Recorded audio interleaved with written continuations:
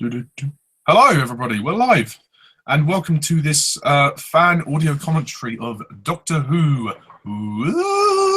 Genesis of the Daleks, starring Tom Baker and Elizabeth Sladen. Yes, a bit more of a positive one this time, after the slightly shocking commentary last time with the Twin Dilemma. We finally get to ease up a bit and commentate on a story that is, well, a bit more positive. A lot more positive.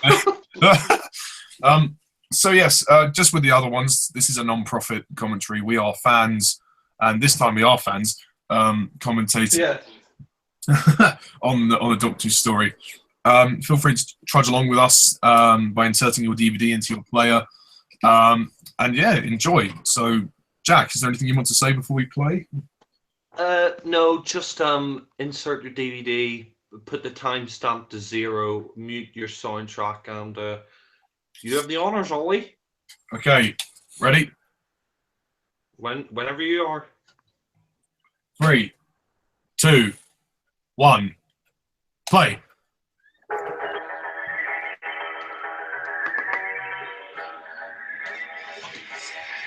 I really like this title sequence with Tom Baker. I think it's one of the best title sequences, like the face and the TARDIS and the logo. The logo has that kind of 3D quality to it with the roof of the Sorry? The logo looks like the roof of the TARDIS is like sitting on top of the roof of the TARDIS. Yeah. I see what you mean, yeah. Are you my mummy? Yeah. I mean, I quite like the scene, sort of like, it's sort of, Hang on a sec. it's quite dark, actually. It's like, it's set on Skaro, but it's sort of like, it's supposed to be like like the First World War, going to the trenches. Like a guy got shot down.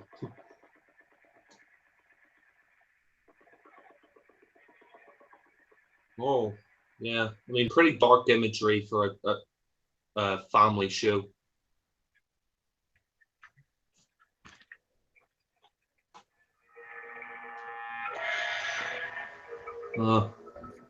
Sorry about that. I haven't paused it. There's the other. Oh, did you pause it? No, I didn't pause it. There's the other Baker. I'm at 140. What's going on? Do you realise how difficult to set the transmat be? Yeah. I kind of like the foggy look of this scene, actually. It makes it look more gritty. Yeah. Less camping in the 80s. Yeah. It's my life.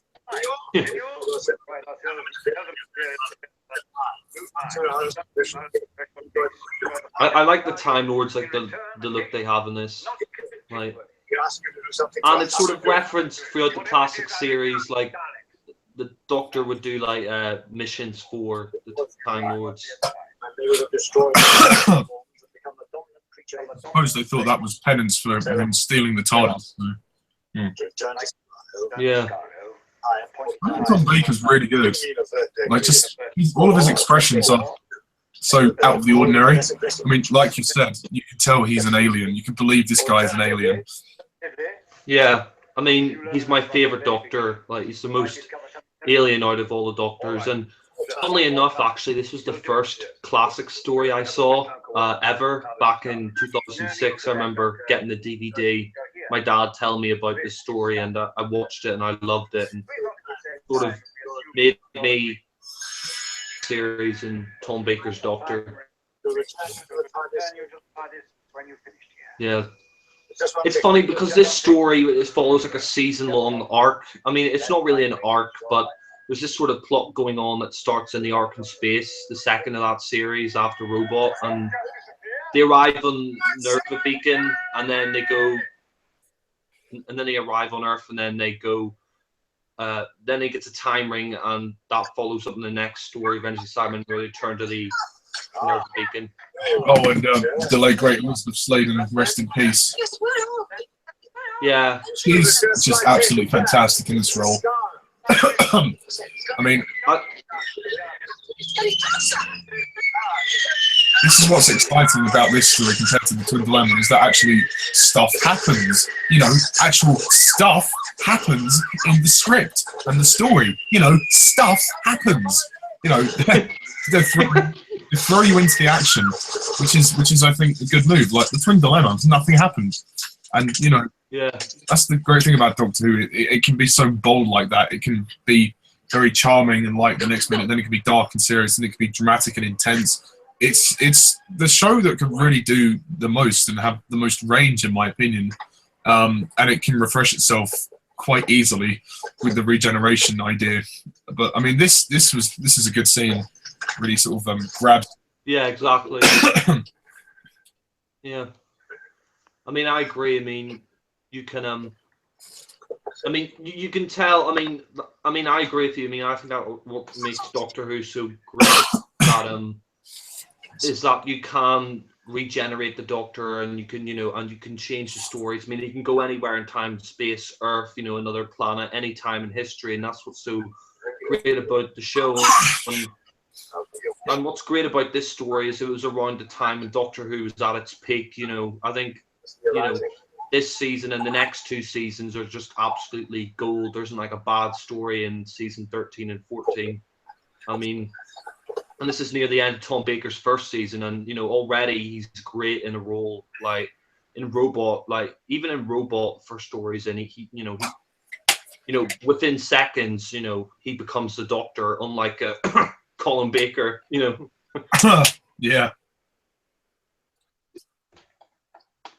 And like this, of course, the planet we're on is Skaro, and the Doctor's visited there many times before. And it's interesting with this story because it was the first time that the Doctor, well, Terry Nation, the writer, brought us back to the beginning of the Daleks. And it's interesting the time would send the Doctor to try and to destroy the Daleks before they created or avert their creation to make them less aggressive. I mean, Russell T Davies sort of said this sort of started the Time War, and you can see why. And you know, I mean, going back and destroying the Daleks, or seeing how the Daleks were created before you destroy them, I mean, it's a fascinating concept. Just a quick refresher, because I've not seen this for a while. Who's the guy that's with them, like the male companion? Oh, Harry Sullivan. He's part of a unit. He tags along with the Doctor for this series. Oh, right.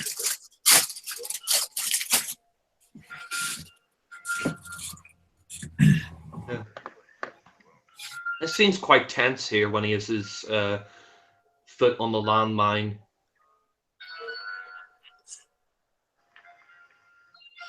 I mean, it's quite scary because, you know, if he does move his foot, he's blown up. The Doctor. Yeah, he can't regrow his limbs if they get blown to bits. Yeah. I mean, Tom Baker's acting's quite good here. I mean, the look in his face, like he knows he's on a landmine, like he's scared, you know. Mm. I mean, I really like Harry and Sarah Jane. They're great companions for the Fourth Doctor. I mean, I think the Fourth Doctor and Sarah Jane are the most friends, really. I think, you know, when it comes to Sarah Jane, the Fourth Doctor, it's the first time he really had a best friend, apart from maybe Jamie McCrimmon, you know what I mean? And their relationship together, the Fourth Doctor and Sarah's, is great because each other. Thank you, Harry. My pleasure. Let's go. And she, of course, would later go on to return in the David Tennant era. Yeah, School Reunion. Sarah Jane Adventures. I'm really glad she got her own show, because I think she's a strong enough character in herself. Yeah. I mean, she first started off the first Doctor, sorry, not the first, the third Doctor in the Time Warrior. So, I mean, unfortunately, Clara now has overtaken her as the longest running companion, but I think we all know who's the better companion. I mean, I like the way. I mean, this. I mean, it's very. I mean, I like the sort of the allusions to World War II. You can tell. Sorry, my dad was off. Propped up to make the trenches appear fully manned. Different sort of uniform for that. Yeah. And they're across the lines. So mixed. Are you The there? only thing I find out of place really is Sarah Jane's coat. It's a minor criticism, but I just don't think it stands out too much. It's a bit too casual. I think maybe they should have, maybe like it shouldn't have been such a bright yellow, but that's just a nitpick really. Because all of this is really tense and it's really exciting stuff. Because you know the Daleks will appear at some point, probably at the end of part 1. So I mean, what I really like about this story and this first part is the mystery of it. Like, I mean, and there's a lot of allusions to, a lot of references to World War I and II. Like Terry Nation grew up during World War II, and the Daleks. Well, the Khalids, as you'll see in the story, they're sort of Nazis. You know. And this bit, you know, the gas scenes is quite good because, you know, you're in World War I or World War II when you're watching this. I mean, it's great. I mean, production values, you know, there's no contest between this and the Twin Dilemma. And, you know, this was like only 9 years before the Twin Dilemma, you know, so it's shocking. I think the dilemma of the show, really. Yeah. I mean, how you can go from like something as brilliant as this story to 9 years later, something as terrible as the Twin Dilemma. Yeah, I mean, yeah, I mean, Terry Nation, you know, I mean, the gas masks, the trenches, you know, it's obviously a reference to World War I, and it's done brilliantly. Like, this planet's been ravaged by war for thousands of years. There's been rumors recently that for developing robots. Anyway, stick on the transporter. I shall go to command headquarters with General Lady.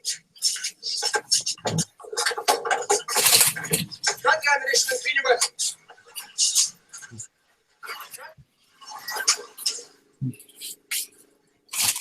Yeah. Noughts and crosses. Yeah. I mean,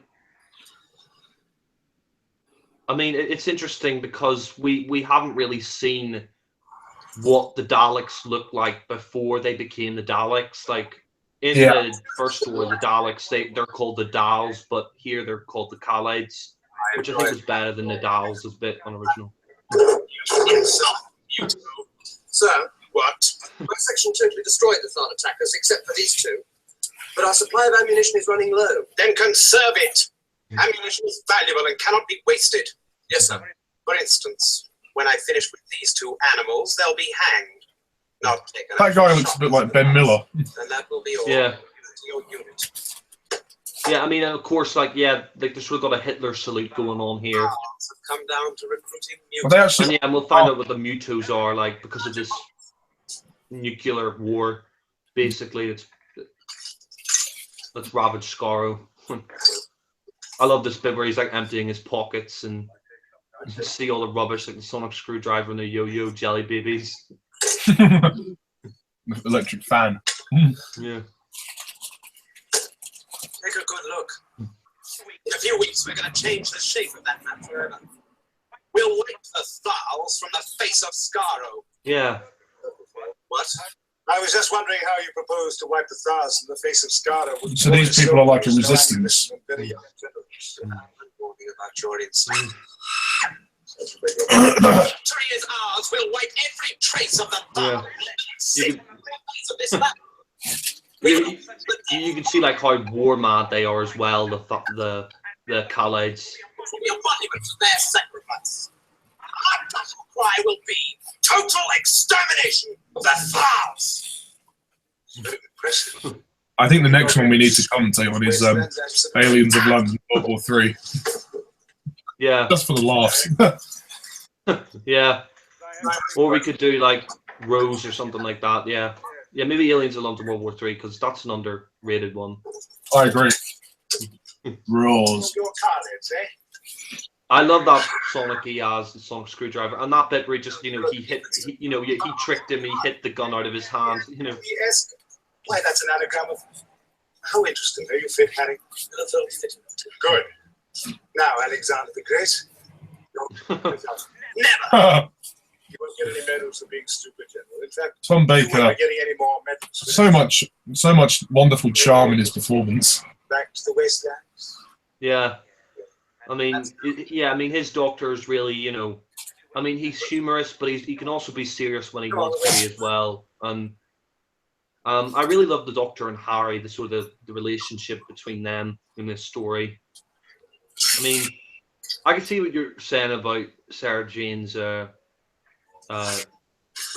costume. I mean, it does stand out a bit, but I mean, I really do like like I said, I do like the production value in this. Like, Oh, yeah. you know, yeah.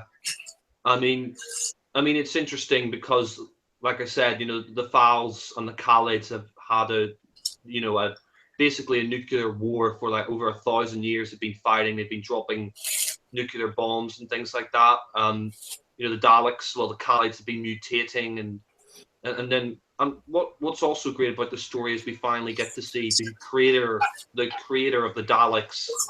Davros. Yeah, Davros. And Davros actually is my favorite villain. I mean, I think Michael Wisher here is Davros. I only played him once, but I think it's a definitive performance of Davros. I mean, I'd say Julian Bleach from Stolen Earth, Journey's End, and Witches Familiar is a very close second. But I think Michael Wisher, he did a fantastic job.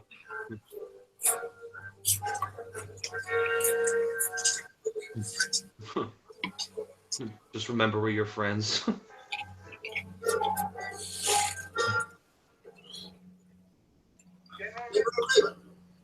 Snyder, wish to see you. If you'll wait in my office, Snyder, I'll be a few minutes. Perhaps you could introduce us, General. Security Commander Snyder. You're civilians, I see. Yes. I mean, Nider as well. I mean, I think Peter Miles' performance as Nider is really chilling. I mean, he reminds me of Heinrich Himmler, you know, Hitler's sort of right-hand man. And I think that's sort of like the idea they were going for. I mean,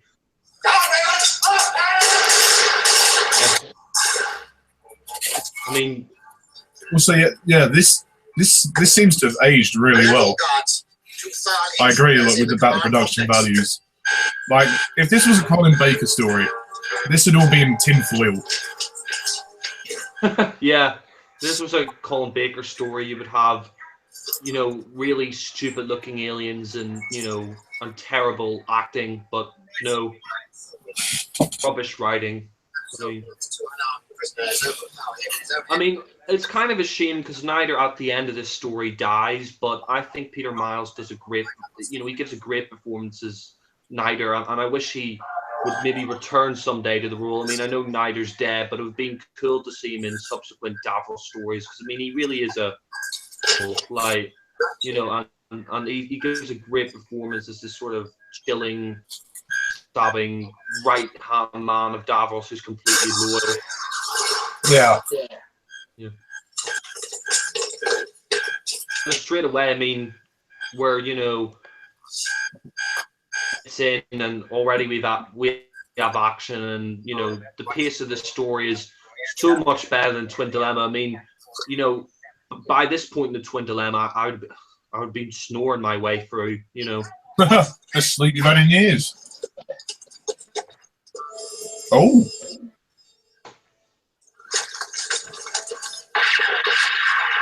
We haven't even got to any of the Daleks yet, and there's already a lot of tension. Yeah, because they've only just arrived, and this is before the I mean, this is a scar the Doctor doesn't recognize because people are actually living in it. I mean, the Thals were living in it on the first Dalek story, but, you know, this is before the Daleks. You know, it's a war zone.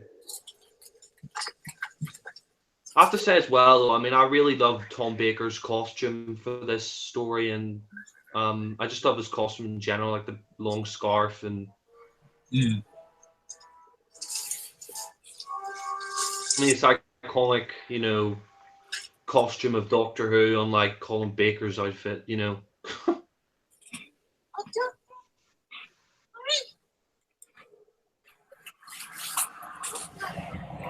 You're a wizard, Harry. I mean, Harry. Sarah Jane, I mean, she's great in this story as well. I mean, and it's interesting, you know, I mean, the Mutos are actually really interesting, these creatures here, because they're basically Thals and Khalids that have been affected by the nuclear war, and they've sort of become mutated because of the radiation and all that. And, you know, it's really, I mean, this is quite dark for a Doctor Who story, but it works. Like, you know, it's dark in the right way, unlike the Sixth Doctor strangling his companion. Dragon, no! What is its function?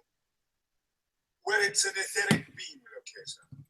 It's also protecting Iron Charles. Not a star manufacturer. Well, naturally not. My friend and I are not from your Aliens? I can see now that, Yeah. that David Tennant emulated quite sort of like the cheeky aspects of Tom Baker. Like he's got kind of a cheekiness to him, like a cheeky charm, I should say, a cheeky charm, and really must be accepted. David Tennant kind of utilises that in his own way. I feel. Would you agree? Our greatest scientist. Yeah, I think he did sort of take the cheekiness from Baker, and also sort of the mad eye stare that Tennant does. I think he sort of got that from Baker as well. Mm. What exactly are I mean, it's interesting that this bit here where they're explaining about the Mutos. Scarred relics of ourselves. Monsters created by the chemical weapons used in the first century of this war.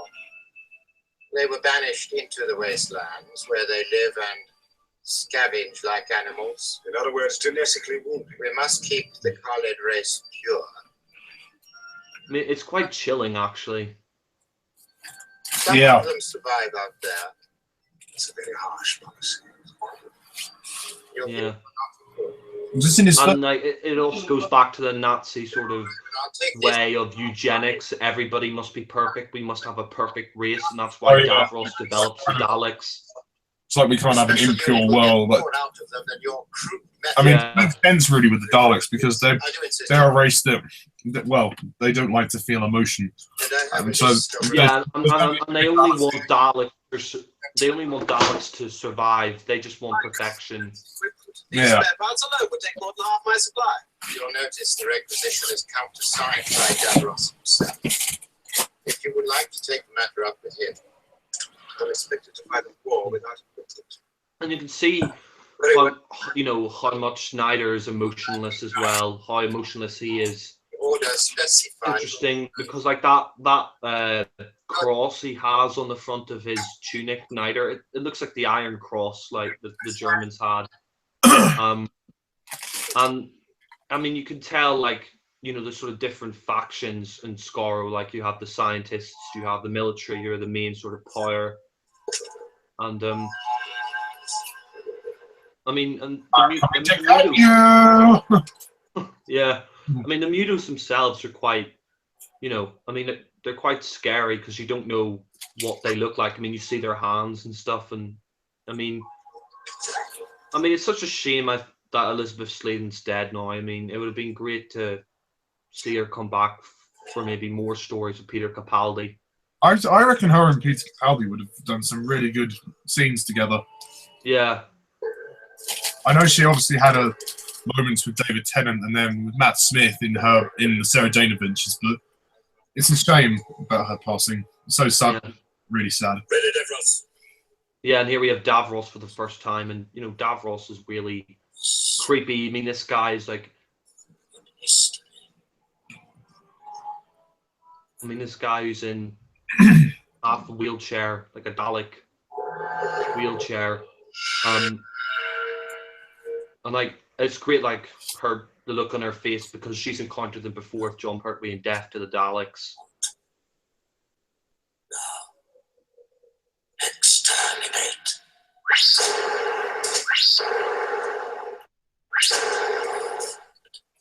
The weaponry is bad.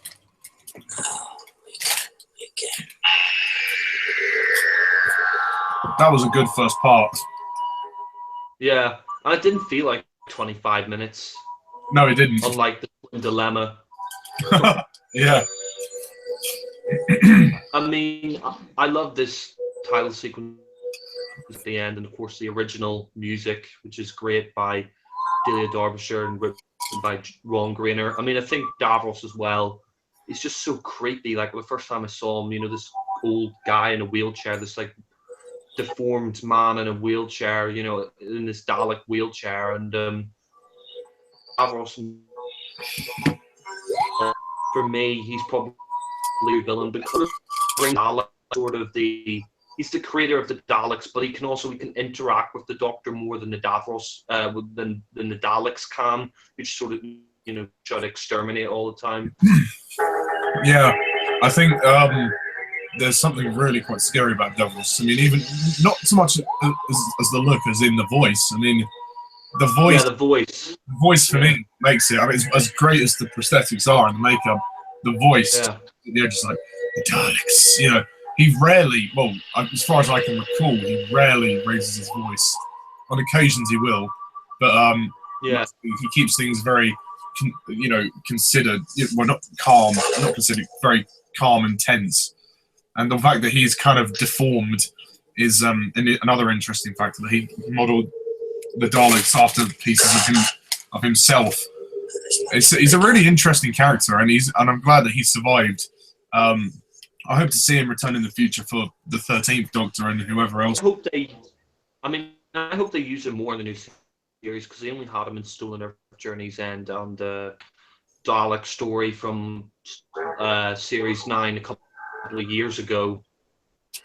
I just, for me, he is the best Doctor Who villain, because he is the most evil, and not only that, he can interact with the Doctor more than the Daleks, who just sort of shout exterminate. He can have philosophical conversations with the Doctor, and the Doctor and him, they can relate to each other as scientists, but they also despise each other because the Doctor destroys the Daleks, and Davros created the Daleks. Yeah, and for that reason, the major difference is that Davros is an extremist, and the Doctor isn't. Yeah.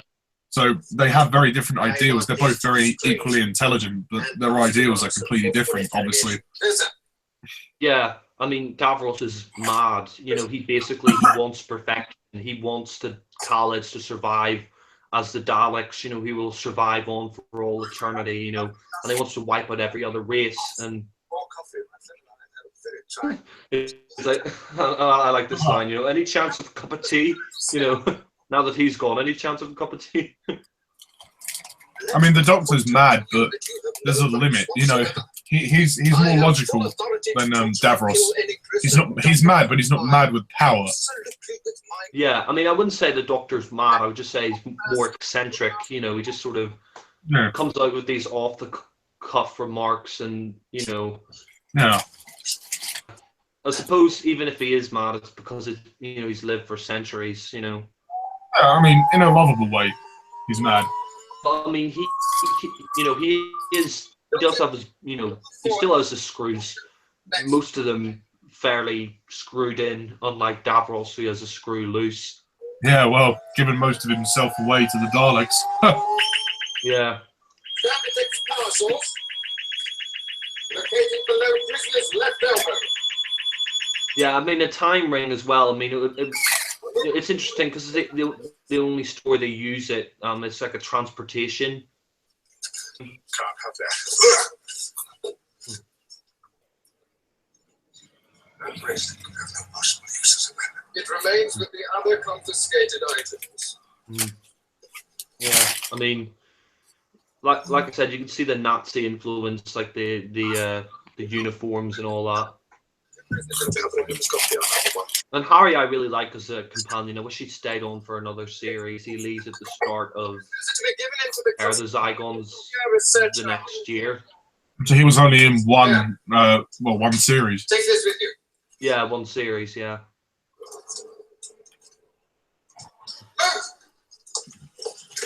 It's interesting as well because No deformities, no imperfections.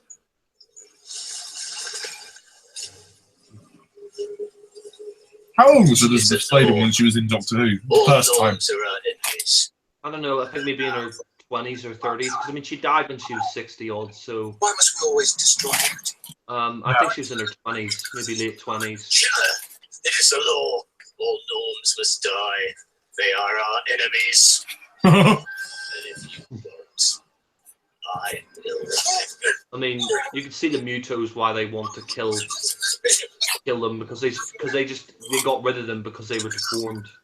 Close. Let's get away from here. If you move your seat, they're coming this way. I'm going. Come on, I tell you, you'll see who.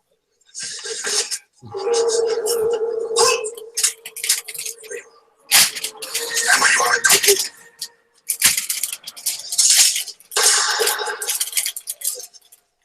I mean, the files as well. You know, I mean, what's interesting is that no race is completely guiltless. You know, they're both as bad as each other. I mean, the Daleks are worse though because of what they become, but Yeah. both of them are just as bad as each other for causing all this, you know, war and This one looks right. you know Carry a war. chaos. There's no reason why this one shouldn't work. Why, it's almost a norm. Come on, get up. Why, it's almost the norm. It's all right. I'll help her. Yeah, I think he means normal. Yeah, No, I just thought it was funny. yeah, Oh. yeah. Ronson. Sit down. Thank you. Sit your ass down. Military, I assume. I'm with the science division. Oh, good, good. Then perhaps we can talk without interruption from microphones. Then, if you don't answer my questions, I shall hand you back to the military. They take a pride in loosening tongues. Now, where did you get? I mean, it's interesting as well because Terry Nation, you know, he never sort of told the Dalek origin story before, and it wasn't until Barry Letts, the previous producer, It isn't a step. asked him if he could make a story about the Daleks being created, because I think the three stories in the 70s, the three Dalek stories in the 70s didn't really add anything new to the Daleks. I mean, I enjoy them, but it didn't really add anything new to their history. So, When was this one aired? this one, So, 75, it came out in 75. Mm. you were saying there's nothing. Nothing conforms to any known life on this planet. Apart from external appearances. You can't always judge from external appearances. Who are you? Where are you from? It's a long story. Tell me, do you have any inkling of a theory of space dimension correlated to relative time? Huh. Yeah. Dallas wishes all members of the elite scientific corps to assemble in the neighborhood immediately. Our session will have to wait. Davros is coming. Your chief scientist is our supreme commander. When he calls for Is this the first appearance of Davros, or has he appeared before? Well, I shall be delighted to meet you. Yeah, no, this is the first appearance of Davros because this is the creation of the Daleks. Oh, right, sorry. Yeah. We forgot. Yes, I did have little attention. For some time, I have been experimenting with the Mark III project. Details and modifications will be distributed later, however. I am anxious that you should see immediately the remarkable results that I have achieved. And to that end, I have arranged this demonstration. I think Michael Wisher's acting here is great. You know, his hands shaking because he's a frail old man in a Dalek, you know, hair. I mean, hearing his voice now, you can see how they they altered Julian Bleach's voice to sound a bit like him as well. Yeah. Alt, Ha! turn left, move forward. It's interesting because this Dalek here is from the 70s, but the Daleks, you know, in the first story look a lot different. Well, I mean, they're the same look, but they're like silver and blue. I think that But I mean, it's great because the Daleks, you know, in some way they're not the main focus, which is good. It's about their creation and how the Doctor tries to stop it, and Davros and.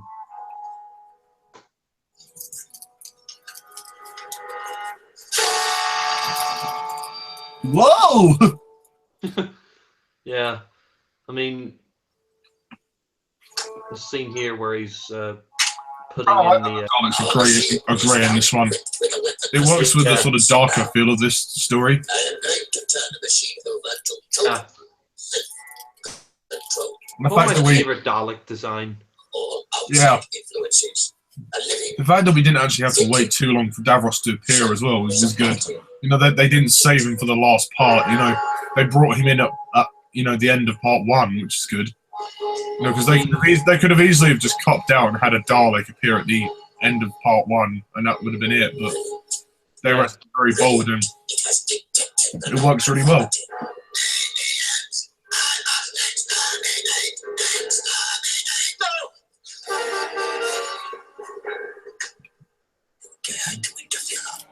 You have the audacity to interrupt one of my experiments. But it wouldn't destroy them. So you think the saving of a worthless life. He looks like he's screwed into that blue thing at the back. Creature, Yeah. unnatural desire, an instinct to destroy, and you interceded. You will be punished for this. I mean, Michael Wisher's acting here as Davros is great, considering, you know, he's wearing a mask. You know, you could see the even though he's wearing a mask, you can see the, you know, But I do need to face and his voice. will be punished for insubordination. In the meantime, you may question the prisoners until first light. After that, they will be used to resume the experiment. This meeting is ended. I mean, it's interesting because Michael Wisher, to prepare for the role, because he knew he was going to be in a mask, he put a paper bag over his head and cut a hole on the top of it so he could sort of get used to it. And I mean, it shows dedication, you know. I mean, he knew he was going to be in a mask, so he's trying to get his emotions through. And I think it works a lot. But also what's funny is apparently when he was playing Davros, he didn't want to wear trousers in the Dalek chair because it was uncomfortable, so he put on a kilt. So he's actually wearing a kilt, which he found more comfortable in that, you know, Davros chair.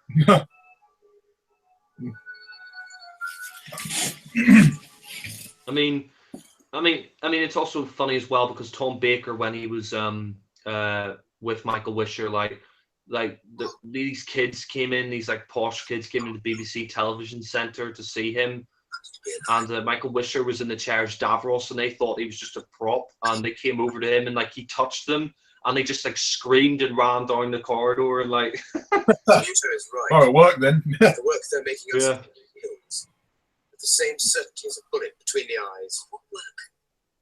The Vals have built a rocket.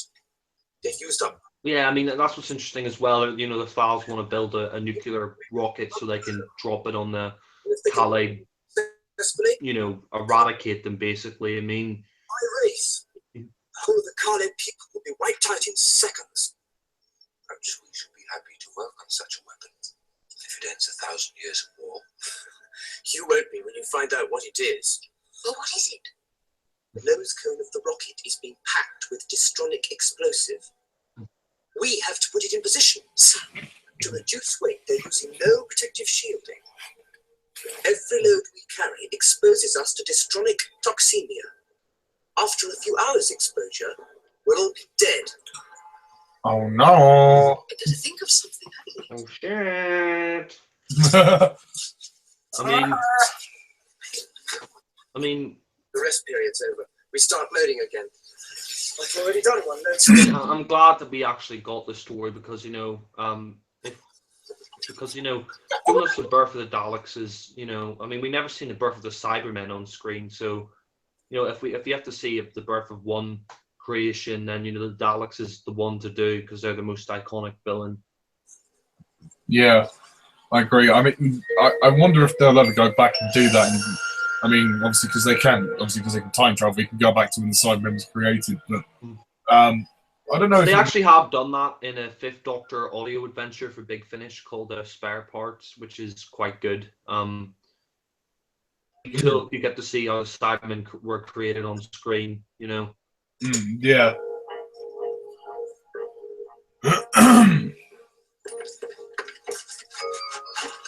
You know, yeah, they're just using them. So basically, once it becomes toxic, you know, it doesn't matter. Oh. Mm. Oh no.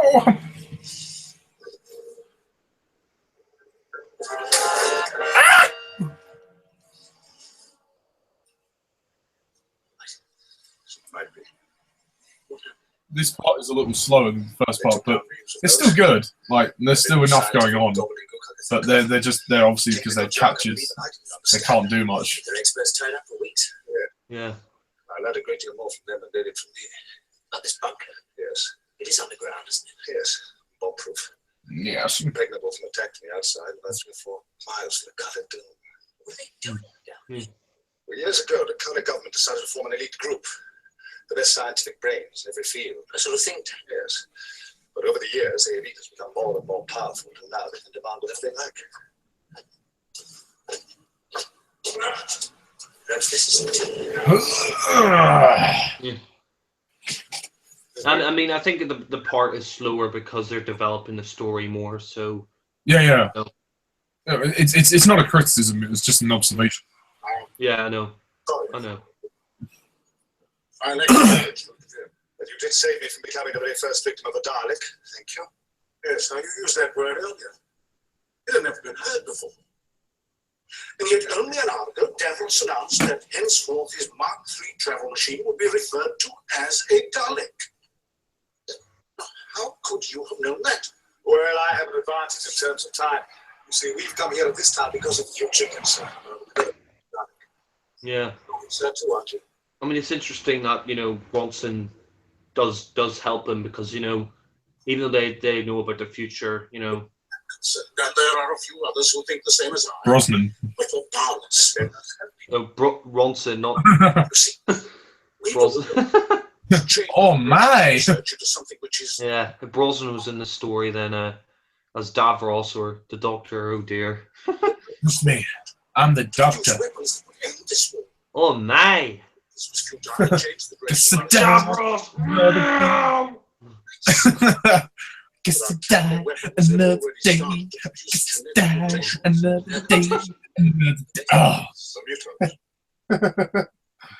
Now, Davros, he believed that there was no way to reverse this trend, and so he started experiments to establish our final mutation. It's it. Yeah, it's interesting because Davros experimented on those people, you know. Treated them with chemicals and produced They're taking you away. ultimate For what?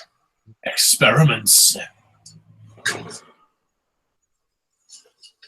Well, and this scene here is quite creepy, like seeing the Dalek mutants like in the jars or whatever. I mean, you don't see it at first, but you know, I mean, it's quite disturbing as well because Davros, you know, he's fine experimenting on his own kind or on the Thals, you know.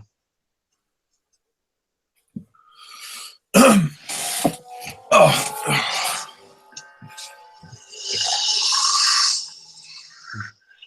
Yeah. Comes green. Yeah. The light. no troubles.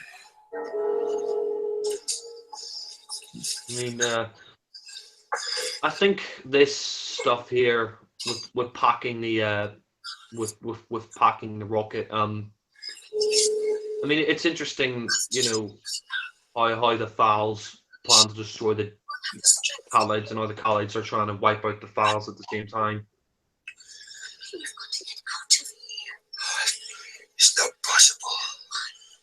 The guard's not expecting trouble from a group of exhausted slavemen. So we get out into the rocket silo. We're there. The only other exit goes out through a command point. That's going to be crawling with Thal troops. There's another way. Oh, light bulb. Straight up. It's definitely. Bless you, my child.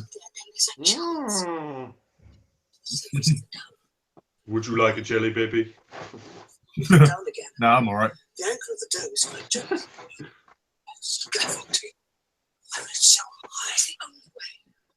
Sarah Jane's just like assertive. She's just so like direct. She's there. Like, she's not one of those people who just like cry, like, "Oh, the doctor will save us." You know, he'll save us. She's like, "We need to get out." It's like, you know, at least you know, she takes control, but not in a dominating way. Yeah, that's what I like about her. She's a realist. Like in the Time Warrior first story, you know, she's trapped in medieval times, but she tries to do her best to get out of there, and she thinks her doctor's some kind of magician at the start. And you know, I mean, she's not stupid. I mean, she's tough, and I mean, it's funny because, you know, she is a feminist, and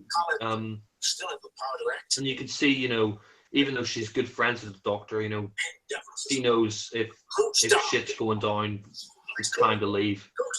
Yeah. In the city, security here is absolute. Then help us to escape. Give us the names of the men who have the power. Could you get us out of here? There is a way. One of the secondary ducts in the ventilation system that leads to a cave at the edge of the wasteland. Well, the entrance is barred. Yeah, it's interesting. They want to escape to the Foul City so they can tell them about the Daleks being created. Some of the things that he created, everything, they're still alive. And I have an uneasy feeling you're going to tell me they're in that cave.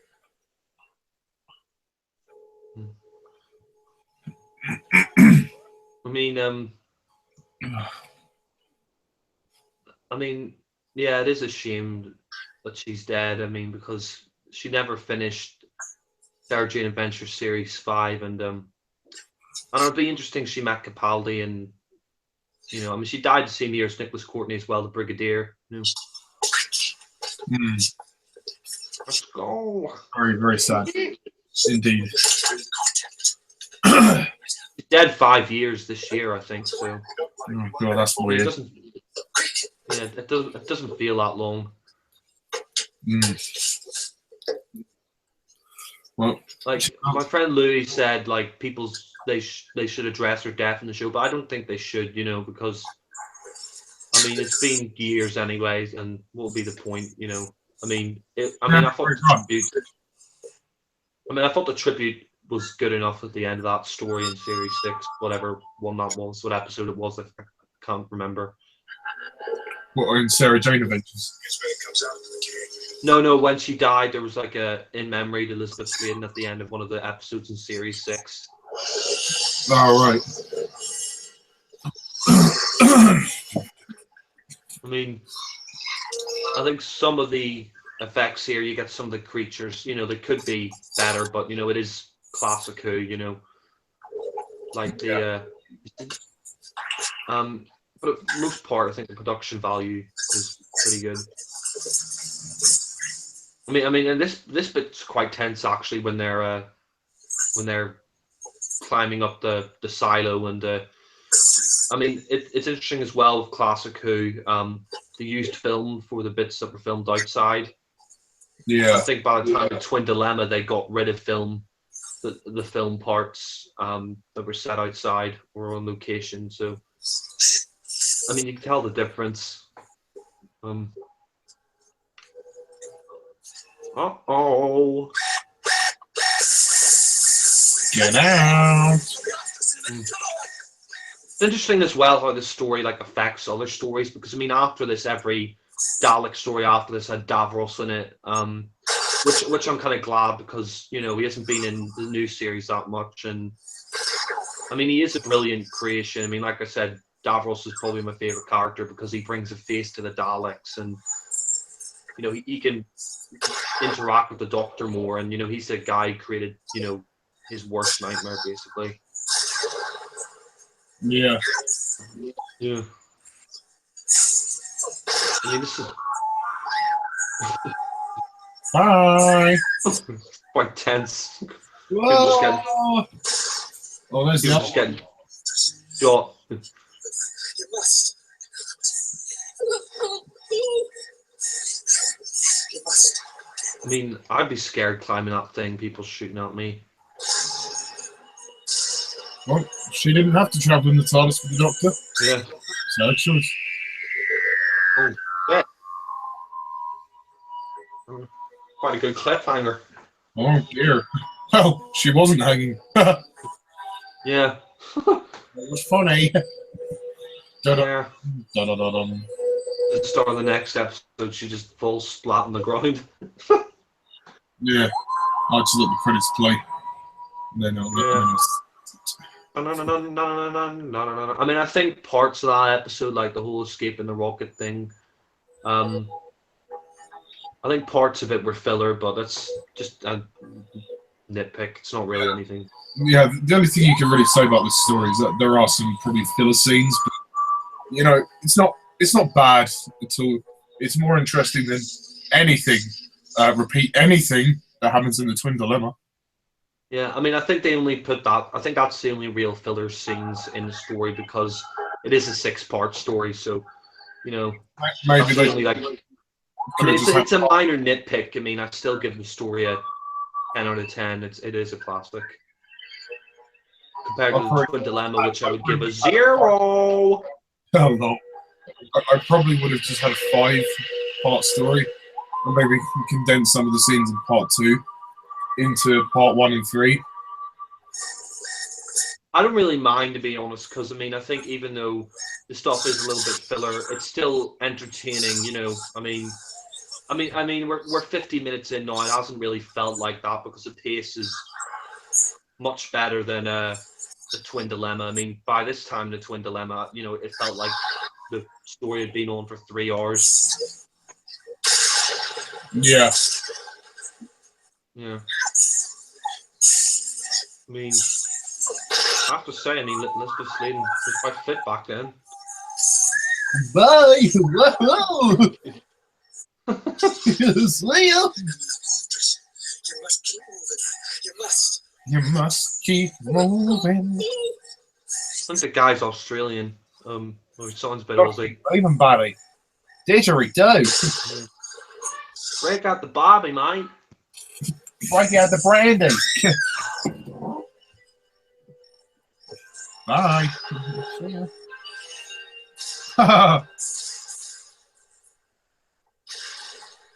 Da-da-da-da.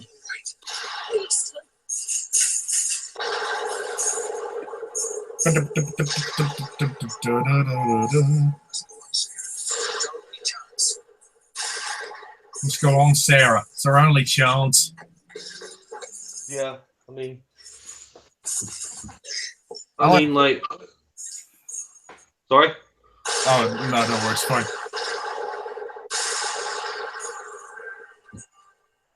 I mean, you could tell the production values. There's no contest here. I mean, I know the BBC got the budget, but, you know, even so, the sets in Twin Dilemma and the costumes, you know, even for Doctor Who, they're appalling, you know? It's like, yeah, 99p store quality. Yeah. I mean, at least we don't have a slug for a villain in this story. Oh, God. Don't talk about the fucking slugs. Gastropods. No, they're not gastropods, they're slugs. Yeah, yeah. Why the fuck do we have a slug? Why? Have you reviewed this story, by the way? The Genesis of the Daleks? Yeah. No. Maybe you should. I don't know. Like, I don't know, after this or soon. I mean, I don't really care, to be honest. I mean, well, As I said to you before, I'm gonna restart my classic Who reviews, so eventually I'll get to this one. yeah. After years and years. I'm joking. Yeah. It will take a while to review all of the Doctor Who that I can, but I will try and review it. Yeah, I know. I'm not forcing you. Like, we're rushing you. It's all right. Just give me time. Yeah. Oh fuck. I mean, yeah, this is the first Doctor Who story, classic Doctor Who story I saw, and I really loved it. Oh. Give me your hand. Come on.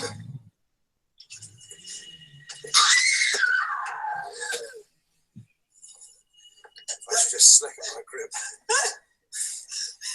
So people who fall from great heights are dead before they hit the ground. I don't go back to you.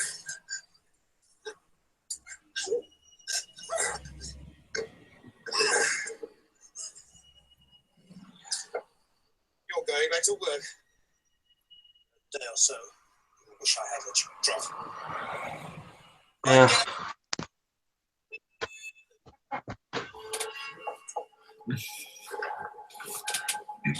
I mean, this stuff in the caves is quite I mean, I think this is much better lit as well than Twin Dilemma, where, like, you know, it was like the lights were on constantly and it just looked so cheap and tacky. Like, Yeah.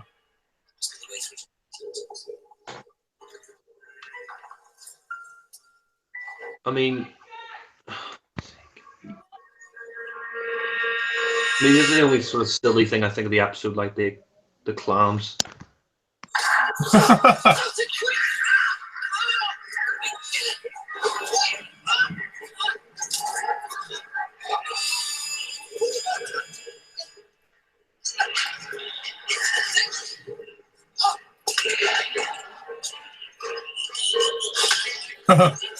Dog's eating clam.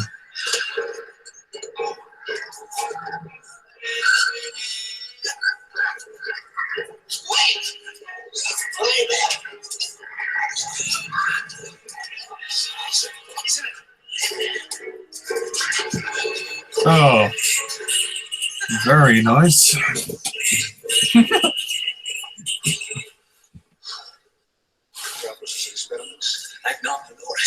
Yeah, I mean, it is the one silly part of that story, the whole that bit with Harry. Look, it's incredible. Why is it always me that puts a foot in it? Why is it always me that puts a foot in it? I mean, he kind of reminds me of Rory, like, and that's what I kind of like about Rory. That Rory kind of reminds me of Harry, like, you know, he's a little bit bumbling, but he's good intentions, you know. Yeah. Oh. Fucking rusty bars. Rusty bars. We await your commands. Excellent, excellent. I mean, it's quite scary to see the Daleks like already operational. Mm. A brilliant Yeah. creation. A brilliant creation, yes. But I love his voice. Excellent. The way he accentuates his words. Yeah. Really, really interesting. Must be as accurate as a scientific instrument. You will begin at once. Dismantle the viewer circuit. Yeah, I mean, Davros, Michael Wisher, definitely my favorite Davros. You know, the way he's so creepy in this story. Like, you know, he doesn't raise his voice, and when he does raise his voice, you know, he's really scary. And you know, the way he, you know, I mean, he basically loves the Daleks. He, you know, they're his creation. He thinks they're the greatest thing ever. You know, His baby. Attention room for further interrogation. I have news for you. They've reached the city and made contact with the leaders whose names you gave them. Oh, sorry. There is some advantage. hard. Yeah. System. What we can look for. They convince the leaders that Davros' work here must be ended. They must. They must. Sorry for my lack of talking. It's just that I'm a little bit tired. It's quite a long day. But Jack will be along soon.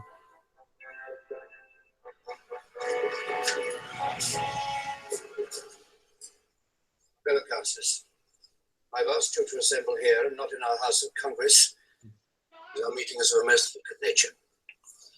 There are no listening devices here, are there, Ed? Not that I know of, Mum. Doctor, will you please tell the councillors what you have told me? Yes, of course. And some of what I will tell you relates to events in the future.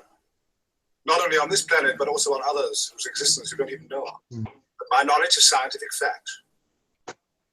Now, Davros has created a machine creature, a monster, which will It's interesting that a lot of the characters in this are already scared of the Daleks. You know.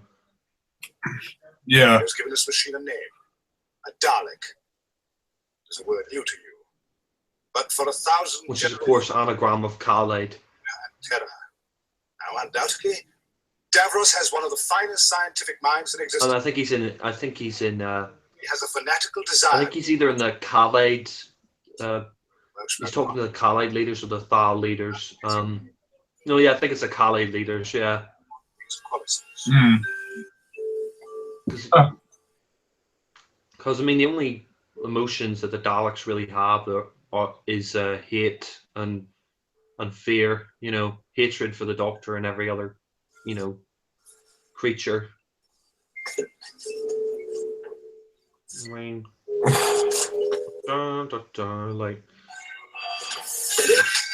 What's the matter with her? She's tired.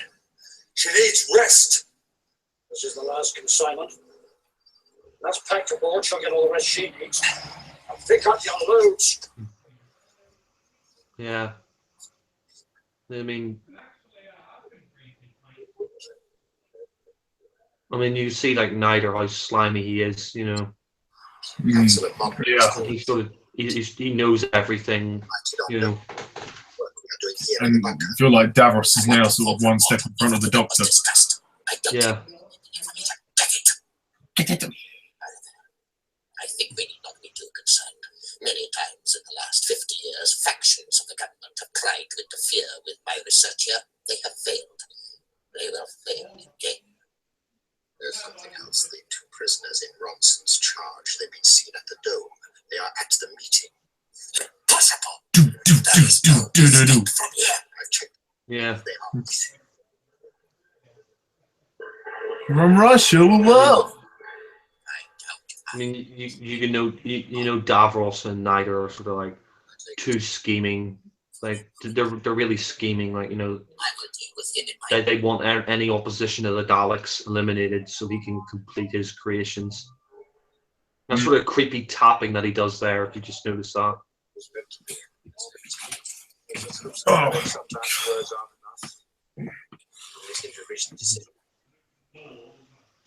Yeah. I'm afraid, Doctor, the councillors could not agree to halt all experimentation. Is that Brigadier? Councillors are full. Let me finish, please. No. No, Brigadier's. He's on Earth.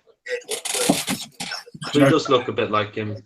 Davros already has several prototype Dalek 25 actions. It has also been agreed that pending the investigation, Davros's experiments will be suspended. There's less than I'd hoped for. And I promise you, Doctor, if your allegations are borne out, all work at the bunker will be closed down. Huh. Now I must go with my... Yeah, it's a likely story. Well, now I think it's high time we look for Sarah, don't you? I mean... You left behind in the wasteland. Yes. You have some news. I didn't leave her behind. I can't be certain, you understand. Yeah. Our agents inside the Thal Dome report a newly arrived girl prisoner who led an attempted breakout. Gave the Thals quite a bit of trouble. That'll be her. The Thal Dome, you say? The Thals are using prisoners to load their last great rocket. You don't need to shout. They think they'll win the war with it. Well, Is that no matter how I powerful... think his character's sort of a military-esque young guy. Months ago, He's Davros, also in the Hello, I think it's a Nazi. 30-foot thick, reinforced Could you help us to find Sarah? I mean, it's interesting as well. Like, because this war's been going on for so long, they haven't even thought of. I mean, it's funny because the war's been going on so long, they don't even knowing how to reach the rocket. know what it was started over in the first place, because it's been going on for like over a millennia. Yeah. You know, Again. Yes. And that's kind of like the Japanese wars in our history. I mean, like the Japanese fought the Chinese, I think, fought each other for about 1,000 years. Some of their wars lasted. The Dalek people sacrifice much, so we should have the materials. I mean, you can tell Davros here is just so scheming. He's like, oh yes, of course you can check my laboratory. You know, everything's fine. You know, he's just so underhanded and, you know. That our soldiers go to bed, and we of the elite are as one, working together to bring the final victory. I'm grateful that you accepted this decision so patriotically. There's one thing more. Until the inquiry, all work is to be suspended. If that is your wish, then naturally I will obey. Yeah. Take some time to close down certain pieces of equipment, shall we say 20 more hours? 12. It will be difficult, but it will be done. The members of the tribunal will arrive in that time. Thank you, Davros, for your cooperation. It is simply my duty. Oh. Yeah. Reveal nothing except our loyalty and total dedication to the cause of the Gallic people. Yeah, total dedication is like, yeah, right, Davros. I mean, not allow this investigation. They cannot Oh, fail to see sorry. the dangers to Oh, that themselves in the would be Dalek project. Sorry, I'm nodding off. I'm Never trying to stay awake. investigation. You can't stop You think it. it's boring? No, I'm just really tired. The council, Right. the death warrant of the whole of the Carlet people. Only we, the elite, we That's a and good the close-up. Daleks will go. Yeah. I think the direction by David Maloney is really good. Like, some really good shots in this. And, you know, surprisingly, the pace is pretty good for this. I mean, It is actually, yeah. We're almost halfway through. yeah. Of the 20, there are troops in this battle for survival, but they're still very erratic, unstable. They will not be allowed self-control. I will prepare a computer program that will limit their actions.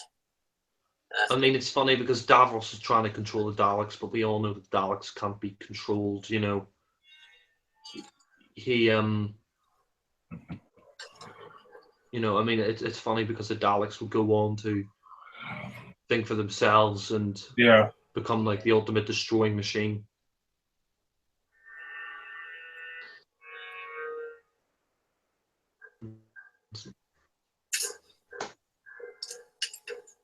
Music here. Oh, yeah.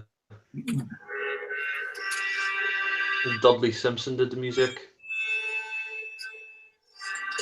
Sort of got rid of this music in the 80s for like a synthesizer sort of music, which, you know, like what the Colin Baker era, the music is just terrible, like the synthesizers and all that, like It's just a load of Dilemma. And even in the Davison era, the music's isn't very good either.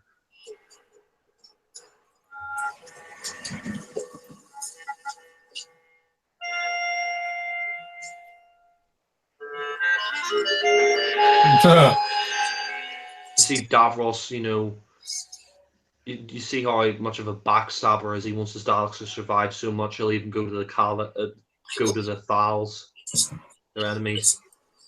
My concern is only for peace. This control room is really well done. That panel there is, I think, really nicely Why aren't you designed. getting this TRN, Yeah. I have tried, time and again I have tried, but now they will be satisfied with nothing other than total annihilation of the Thal people. Then they deserve to perish. And I think perish. Davros' design himself, the whole look of him and stuff is great. The countdown for firing can begin immediately. And it will fail.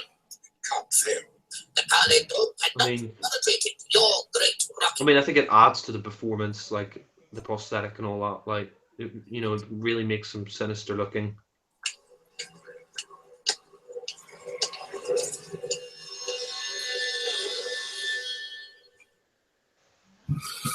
Oh, This is the measure of my faith. Neither. It is a simple chemical formula. If the substance is loaded into artillery shells and fired onto the surface of the Carlet dome, it will weaken the molecular structure and make it brittle. Your rocket will then be able to penetrate without resistance. Why are you giving us this information?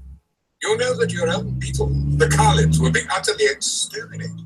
No price is too great to pay for peace. You know, I mean, he's so mad he's going to Allowed to help with destroy the his own people so the Daleks can live on. You know, totally nuts. Brought to an end. you kind of get the sort of Hitler vibes in Davros. I don't tomorrow. Yeah. Wanting to create his own pure race and, you know, take over the world. Yeah. And you can tell he's such a madman, you know, he doesn't mind, like, you know, he's given them a formula to kill his own people so the Daleks can be created, you know, so that they won't stop the creation of the Daleks. They will use the formula and fire their rocket no matter what they believe my motives to be. And when they do, when they do.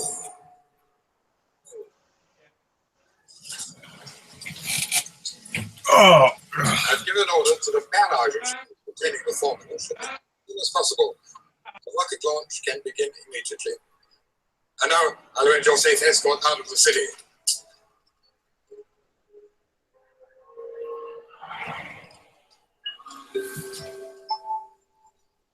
Somehow we got a warm over than the other colored leaders. Yes, we haven't found Sarah yet. Come on.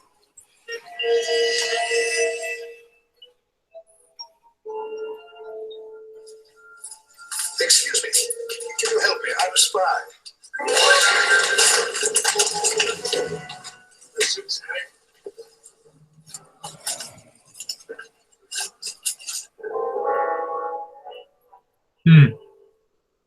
Sladen, why are they still keeping us here? Why take the trouble to move us? It's easier to leave us here. So when it's fired, the exhaust gas will burn us.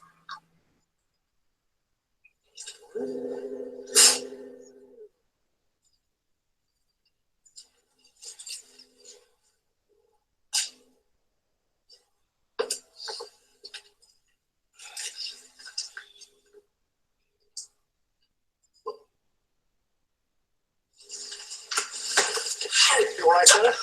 Oh, I am now. Listen, we've got to get out of here. I thought they were going to launch this rocket. Yes, yes, I know. Listen, I want you and Harry to go back to the Cowley Dome. Harry knows the way. Tell them all we know. Yeah, I mean, Stop the rocket. Oh, what's by the way, I'll be back in a sec, just going to the toilet. Okay, yeah, it's fine. Severin, you come with us. Well, don't just stand there. Come on, you're free. Go now while you've got the chance. Come on.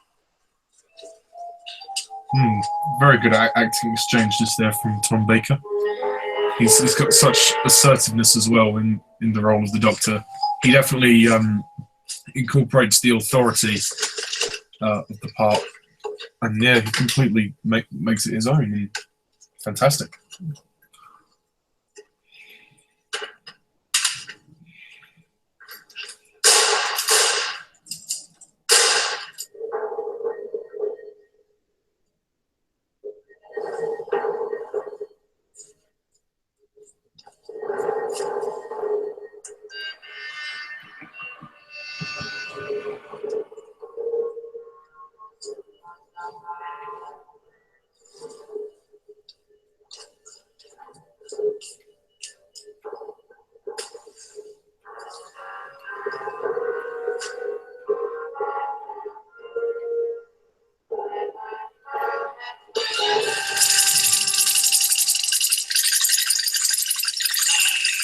Oh dear.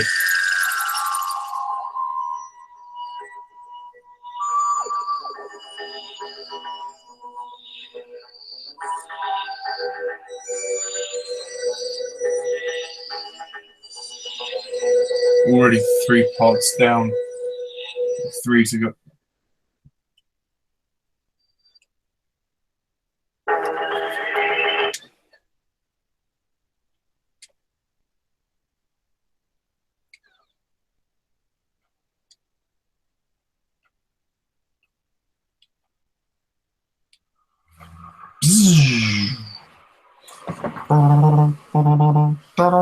Yeah, that was a very good cliffhanger. I think that definitely added a lot of tension with the Doctor grabbing the rail. Obviously, we know he's not going to die because there's 6 parts to this story, and also the show would need to continue for years later. But this story has a particularly dark feeling to it, and I like that about it, and I think that really works in its favour. I do have to apologise. I'm really tired. Before we play part 4, I will just wait for Jack to return.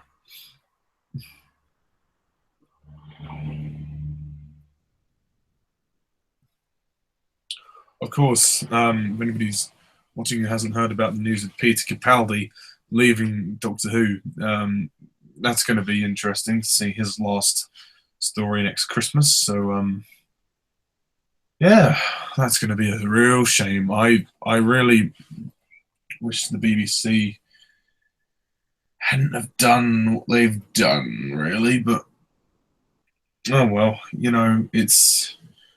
Whatever happened, what's happened is happened. We can't do anything about that. He's going, and yeah, we will have to see who will fill the shoes of the role. And if it is a woman, then I don't think I could deal with that. I'd be done. I'd put Capaldi as my last Doctor. But hey ho, that's that. I'm glad Moffat's going as well. He really. He really does need to go by this point. It's really time for him to bow out now. He's overstayed his welcome significantly. It's a shame that Capaldi's era could have been so much better without Moffat. But also, it is the 21st century, it's the times, and obviously, we have a bit more of a selection of fangirls. They're only after a young Doctor who's good looking and everything, so it's a new audience, and trying to meet ends with that audience is going to be interesting. I think. Of course, they're trying to go back to the David Tennant days because Tennant really sold as the Doctor, as did Matt Smith. So they will have to, try their best with that. But yeah, it'll be interesting to see who they cast. I imagine we'll find out at some point in March or maybe April, because I imagine they'd have to start filming at some point in, series 11 would have to start filming soon. I thought like in summer, wouldn't they start filming in summer? Yeah, if they're gonna get for an 2018 Easter release, well, I guess we'll have to wait and see. But for what it's worth, I've enjoyed Peter Capaldi's era as the Doctor, albeit a bit brief. 3 years, 3 series. Well, a year of nothing, apart from the Christmas special, which is, I just really want there to be a break in this pattern that every new Doctor now does 3 years and 3 series. Well, not 3 years, but that every Doctor does 3 series. I want them to break that because they've done that since David Tennant. So it'd be nice to have them change it up a little bit. But who knows? Who knows how long the 13th Doctor will stay?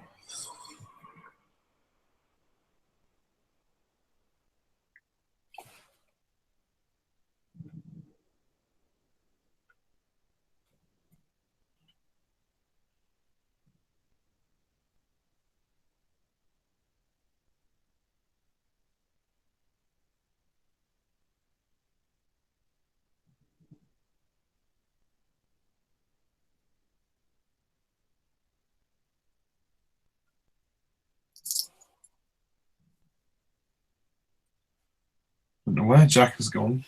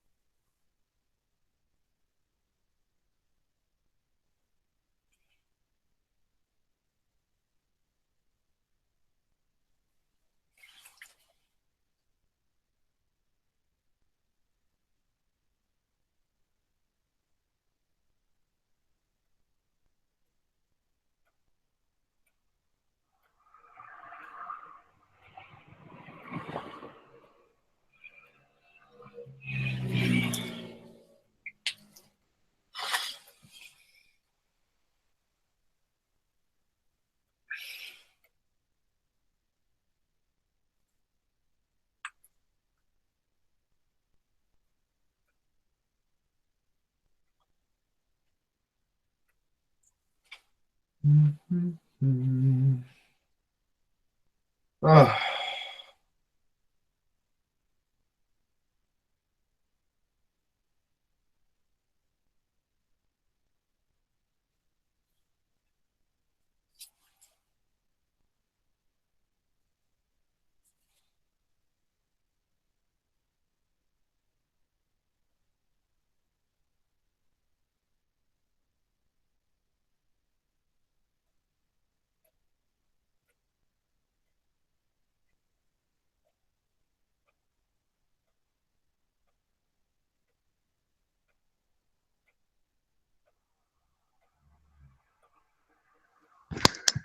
Hey, Oh, hello. Well, sorry about that. that's all right. Part 3 finished a while ago. I Yeah. thought it was a pretty good cliffhanger. It was the Doctor being electrocuted on the rail. Oh yeah, I remember that. And this bit's quite tense with the Dalek exterminating everyone. Oh right, I haven't actually started part 4 yet, so I've just paused Oh, it. I'll go back then. Sorry, No, that's fine. I just thought it made sense. Sorry, I was a while. Oh, it's okay. Tell me when you're ready. Okay, I'm ready. 3, Whenever you are.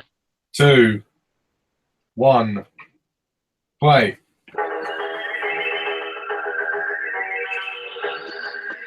Part 4 already. Yeah.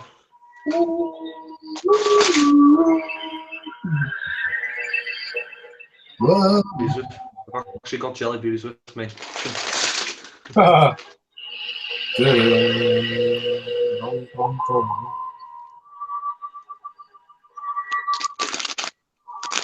Down to the Dalek.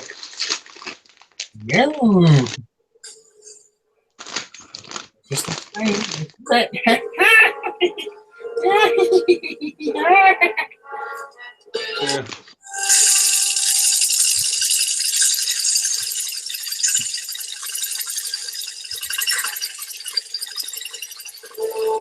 Right? Joking.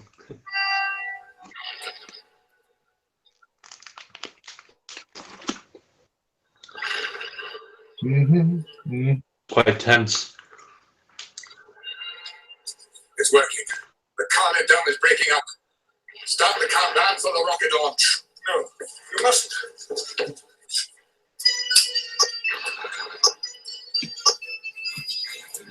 Bye bye. This is quite tense, actually. How could the Thals have found the formula to destroy our dome? Someone has betrayed us. It's impossible. After all, That's impossible. No member of the elite would have given the secret to the Thals. Nevertheless, someone has. And this treachery has resulted in the total extermination of our people.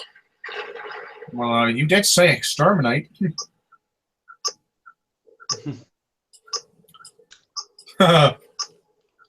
Oh, pray.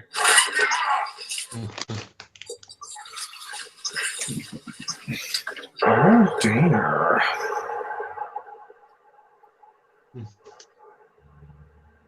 there it goes. Whoa! See ya.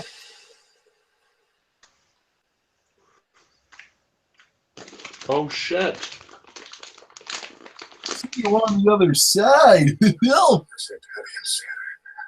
For man, one giant step for Lazenby. Hey, Khan. I'm shooting a laser beam into space.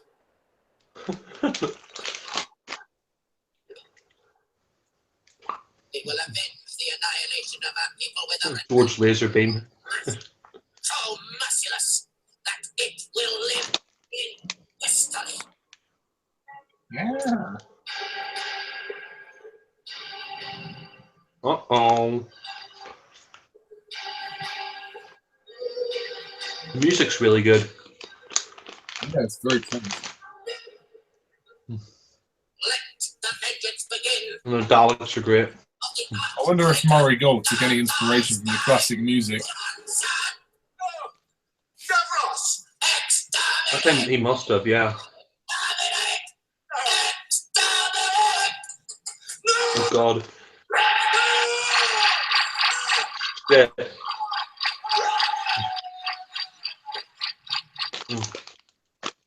Today, the Khalid race is ended, consumed in a fire of war, but from its ashes will rise a new race, the supreme creature, the ultimate conqueror of the universe, the Dalek!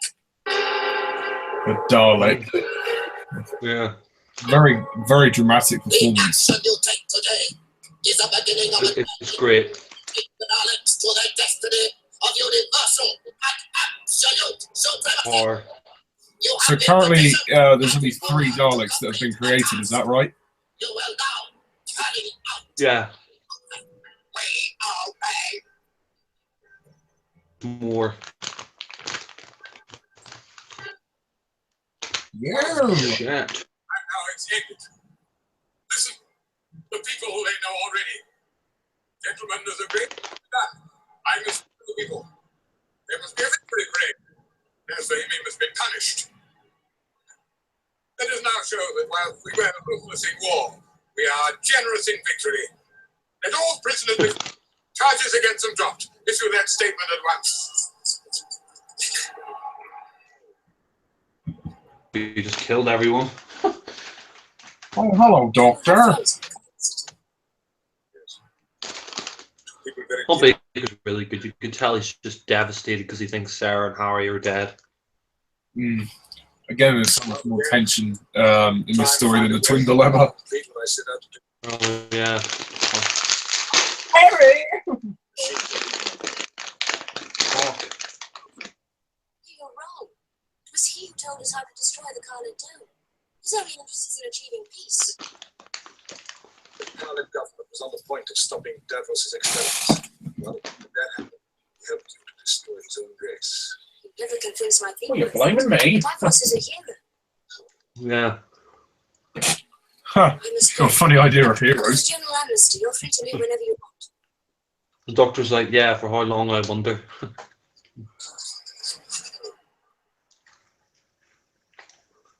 Yeah. I mean, you can tell the Doctor's just devastated.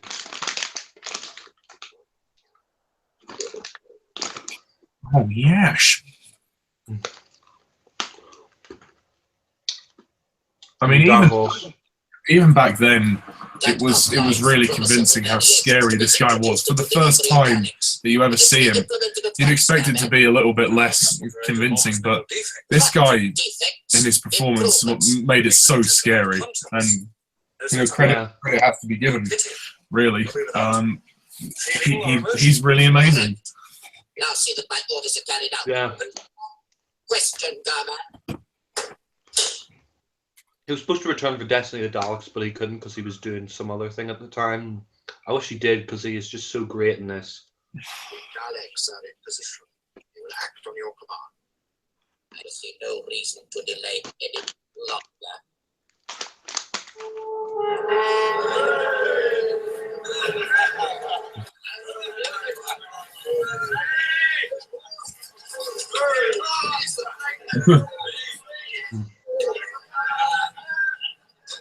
Yeah.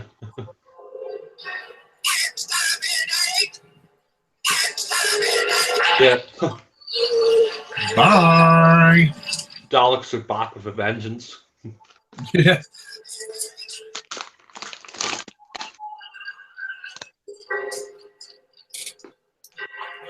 Oh dear. Mm. Get out of sight.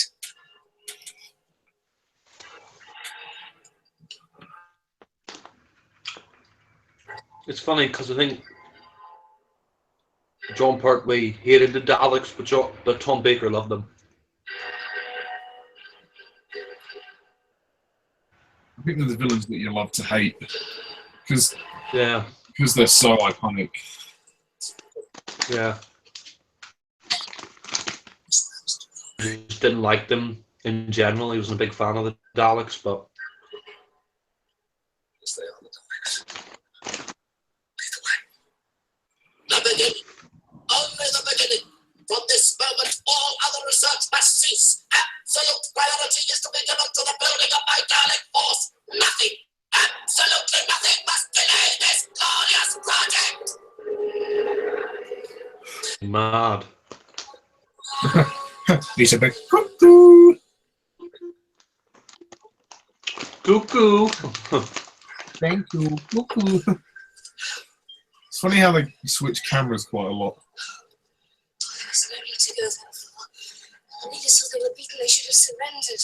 Perhaps they did. The Daleks accept no terms. They're programmed to want to thoughts on the face of this planet. Actresses, but Some survivors. the way her hair is so short, she sort of looks a little bit like a lesbian.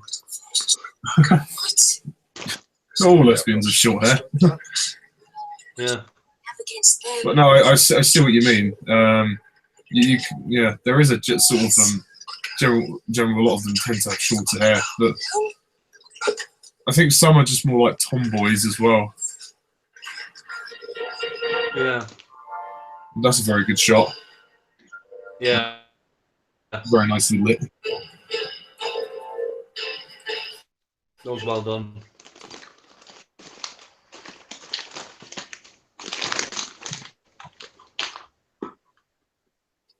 Well shot and lit as well.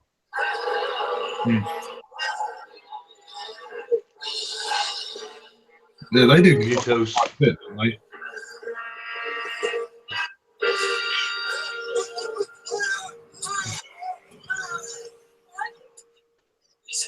Expelliarmus!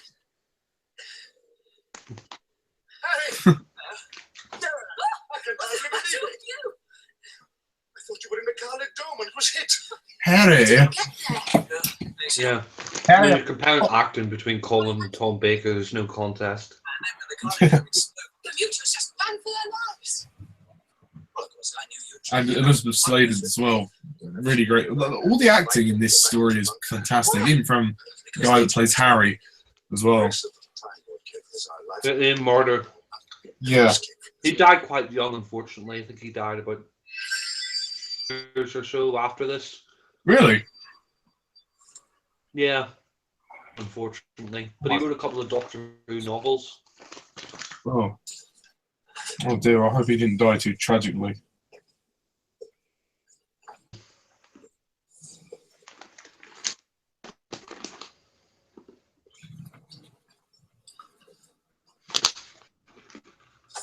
Have a look at this. I'm having a problem with the dimensional thought circuit. You can see they all think it's a huge mistake now.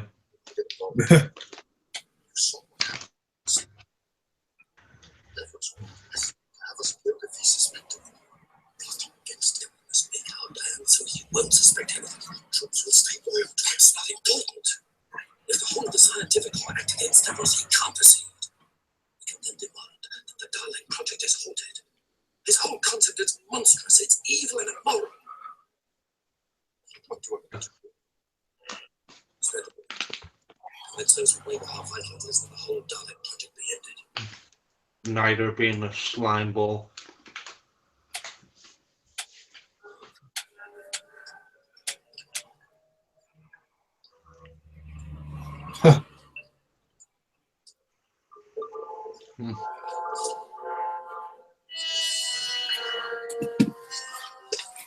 Yeah, I mean, neither, you know. I think he's also great in this, you know. He's a great foil to Davros, you know, loyal. And I like this character as well. I forget his name. Is this the Australian guy? Yeah, I think so. G'day, mate. Fancy a Foster's?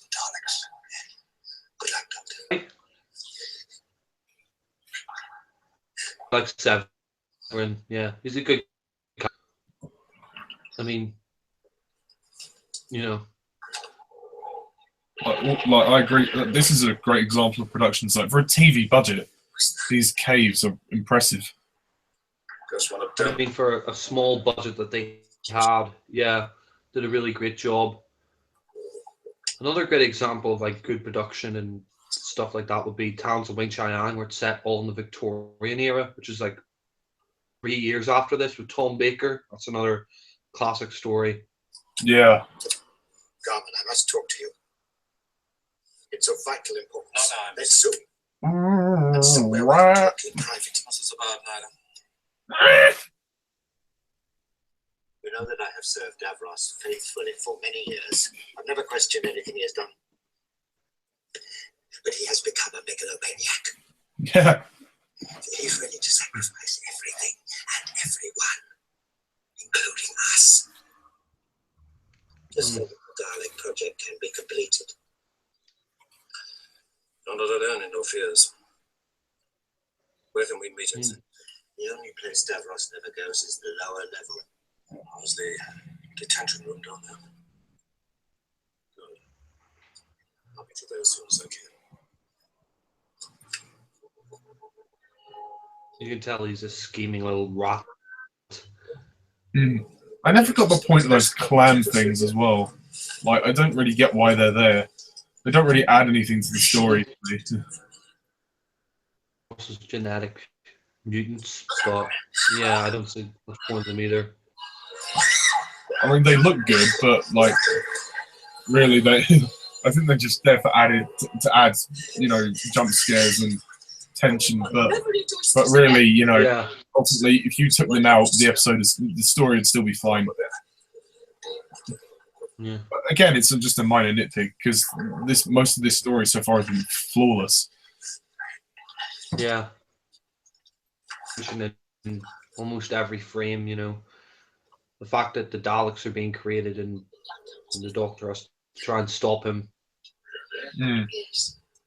Suppose something's waiting for us in there. What I really love about this era of Doctor Who, it's very adult. The Philip Hinchcliffe era, very scary. I mean, a lot of and like sort of dark gothic.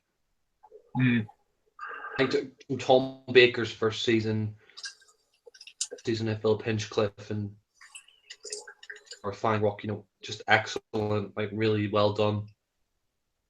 Production value is good, and the horror aspect and the sort of grown-up script. It's not like pandering to children or something like that. Yeah. Like some of the Smith stories and some of the Colin Baker stories. I had to be sure it was you. Oh, that's creepy. Yeah. This is the best we can. I don't want to be missed. What are we going to do? Lock the door. Turn on the lights. When we have enough strength on our side, we'll then give to Davros an ultimatum. What ultimatum do you suggest? That we will only continue with the work on the Daleks if it restores the brain cells to conscience. The creature must have a moral sense, a judgment of right and wrong. It had all the qualities that we believe are essential in ourselves. And if he doesn't accept that ultimatum, then we will destroy all I'll be back in a sec, Jack. I've just got to do something, but keep it playing. I'm going to keep mine on, so just we can get through this. Some of the military elite on our side. Yeah.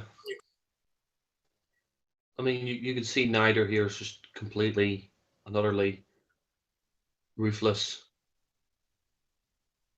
Thank you, that's what I wanted to know, you know.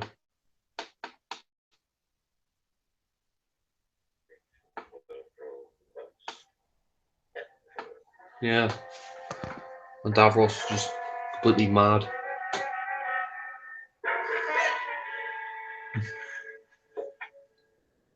A pity.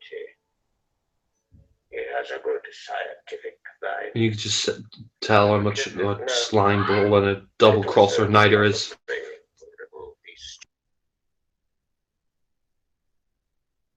Yeah. And the other plotters, the same for them. But they must move carefully, not force their hand. Let us learn who are our allies. Our enemies. Davros is just great in this. Safely locked away. He's just so creepy in the story as well. And both of them are great foils, which was kind of a shame that he didn't come back for.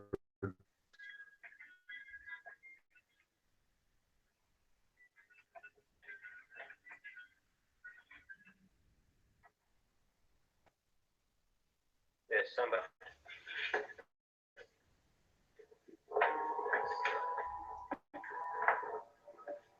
This part's very good. You were right, Sarah, about there being something nasty waiting for us. I have read the initial reports of your investigation. This stuff here is very well done. You know, the Doctor being taken hostage and Davros, the Daleks. I, however, am perhaps more flexible. Though the power of such travel is beyond my scientific comprehension, it is not beyond my imagination. Why did you come here? to stop the development of the Daleks. Why? Because having lived in what you would call a future, I have seen the carnage and destruction they have caused. Then my Daleks do go on. They do survive. There's weapons of hate, machines of war, but there's still time to change all that. Tom Baker, his fourth Doctor, is just fantastic. His acting's brilliant throughout this story. Be remembered for that. We see the tension between him and Davros and how their relationship starts and how they. See if my Daleks is better. Many times I've fought against them. And do they win? Do they always win? Always. They have been defeated, but never utterly defeated. And it's interesting because the Doctor tells them about the Daleks and his past encounters with them. How can they fail? Misfortune, lack of information, sometimes overwhelming opposition. Yes, but tell me, how do the Daleks fail? And Davros just wants the Doctor to tell him so that he can make the Daleks a perfect creature. What mistakes do they make? You will tell me? No. You will tell me? No, I will not! Between them is great, like Michael Wisher and as Davros and Tom Baker as Doctor, no, I will not. I mean, you can feel the tension. But I have turned to be a And it's probably one of my favourite scenes in the whole story. A weakness that will make you give me the knowledge to change the future. With a conscience. Really good direction as well. That shot of the Doctor.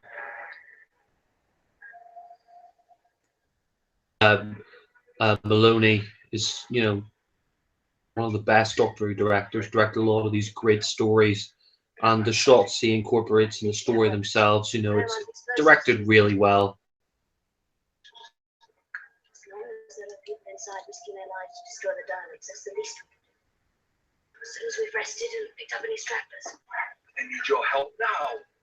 let's wait until we have the strongest possible force. Then we'll attack. And the Thals fighting back because they found out that Davros had duped them, so we could create the Daleks to wipe them out. I mean, it's really well done. On this part here, where they're the Doctor and causing them pain, so the Doctor will reveal the secrets of the Dalek defeat. Let me tell you what is going to happen. You will answer my questions. You will answer them carefully and precisely. The instruments to which you are wired are particularly sensitive. They will detect instantly any attempt to lie. And if I do lie, If you lie, your friends will suffer. Acting is just fantastic. I mean, Agonies for me, he is the definitive Doctor. I mean, for me, the first four Doctors are the best, and it's just brilliant. Like the conflict in his face. See them putting them under stress. There is a reason for every Dalek defeat. And I will program them. With that knowledge, they will know the errors and how to avoid them. With that knowledge, there will be no defeats. We will begin. Scene's really well done. I could train millions of people in the future. I can't do that. But you can. You will tell me. You will tell me. You will tell me. One of the best Doctor Who cliffhangers there is. I mean, the cliffhangers here, I think, for the whole story are brilliant. And and that cliffhanger's like, you will tell me. Really well done.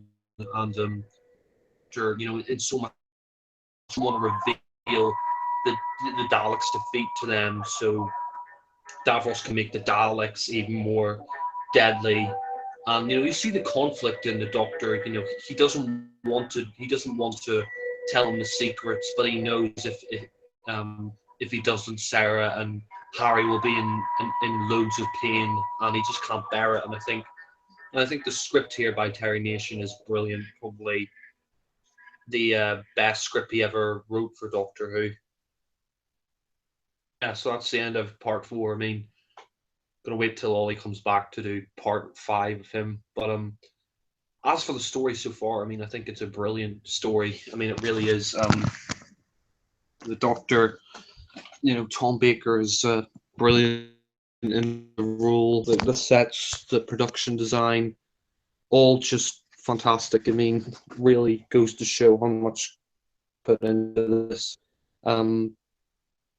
Well, the way, you know, we're on part, I'm going to be starting part 5, so the way it's gone past so quickly. I mean, you could tell that it's really engaging story. And, you know, as well, I think as well, you know, the way it's set up, when the Doctor finds out about the Daleks, and you know, he encounters Davros. You know, I mean, I think Davros still remains my best, still remains best Doctor Who villain.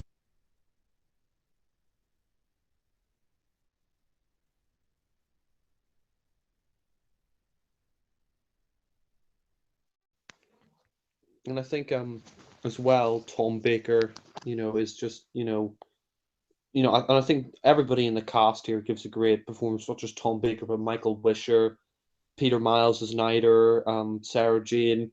I mean, and it's interesting because these characters, I mean, Michael Wisher as Davros was supposed to return for Destiny of the Daleks 4 years later, and unfortunately he couldn't make it, so they got David Gooderson. And, you know, David Gooderson in the role was but the problem was that the mask didn't fit him, his voice modulated, and he just didn't get that same, you know, brilliant performance that Michael Wisher gave. And but, you know, it was kind of what Destiny lacks compared to Genesis, is that tension, that build up. Like, don't like Destiny of Daleks, say, you know, it's one of the worst Doctor Who stories or one of the worst Dalek stories. And I enjoy Destiny of the Daleks as well, but I think here, Sorry about that, Jack. you're back. Yeah. Sorry for keeping you waiting. Whereabouts are you? I just ended part 4. Oh, cool. So, ready to start part 5? You are. Sorry? You are.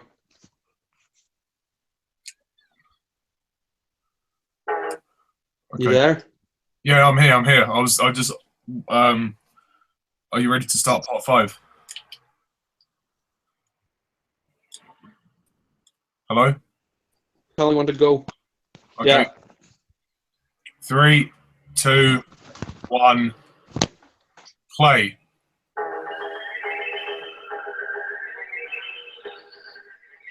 Can't believe how quickly we've gone through it.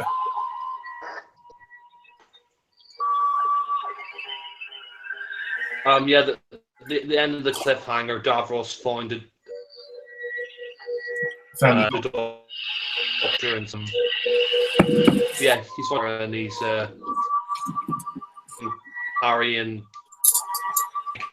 can get the plant. No, so we can find out why the Daleks were defeated before.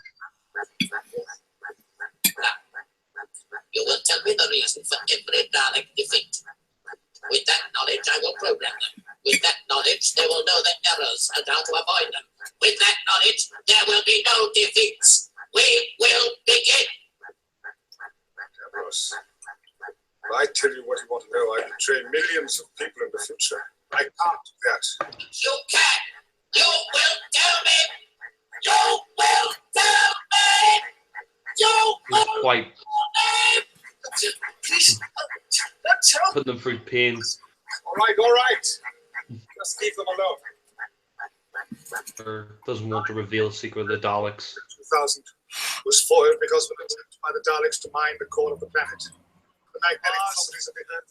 The Daleks were defeated by a virus that attacked the insulation on the cables in their electrical systems. He's talking about the second Dalek story and some of the other Dalek stories before. John Pertwee and Patrick Troughton. The rockets were made of a metal that was completely resistant to Dalek firepower. The Dalek task force was completely destroyed. It seems an opportune moment to end this session. Line up.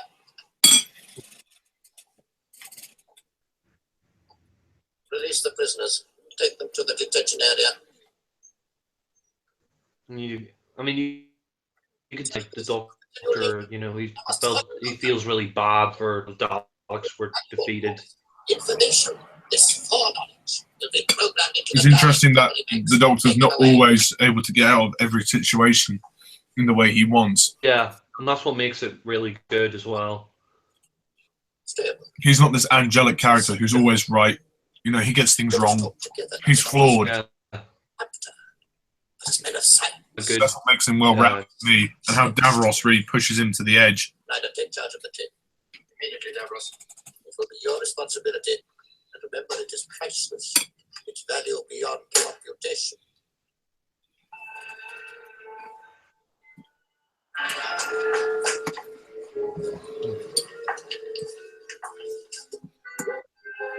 Story. Thank you. Was captured, of course, by Nider when I was the guy who was head of the military elite scientific corps. he betrayed. And now you're a prisoner like us.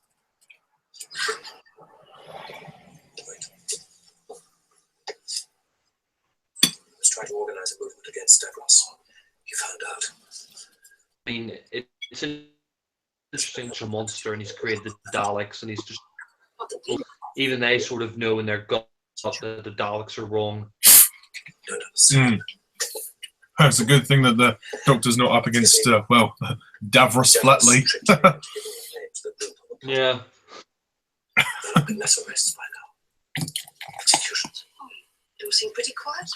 But Davros knows that we're planning action against him. Why hasn't he moved to stop it? Why? Perhaps that'd be too obvious, even to Davros. Well, if that's true, he's being too clever for his own good. Every moment he Can never be delays, too our clever. movement grows in strength. I hope you're right. I know. Many of us believe if the production of the Daleks must end, I believe now that we are in the majority. If we act soon, we could break his power. Not much of a the position. Daleks will just exterminate you. Oh, I can get my word to them. Now.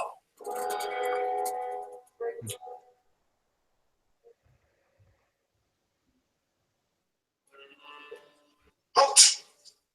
State your business. I wish to question the prisoners. Nobody is allowed to communicate with the prisoners unless they have a pass signed by Davros. Stay where you are! I seem to have mislaid it. I'll come back later.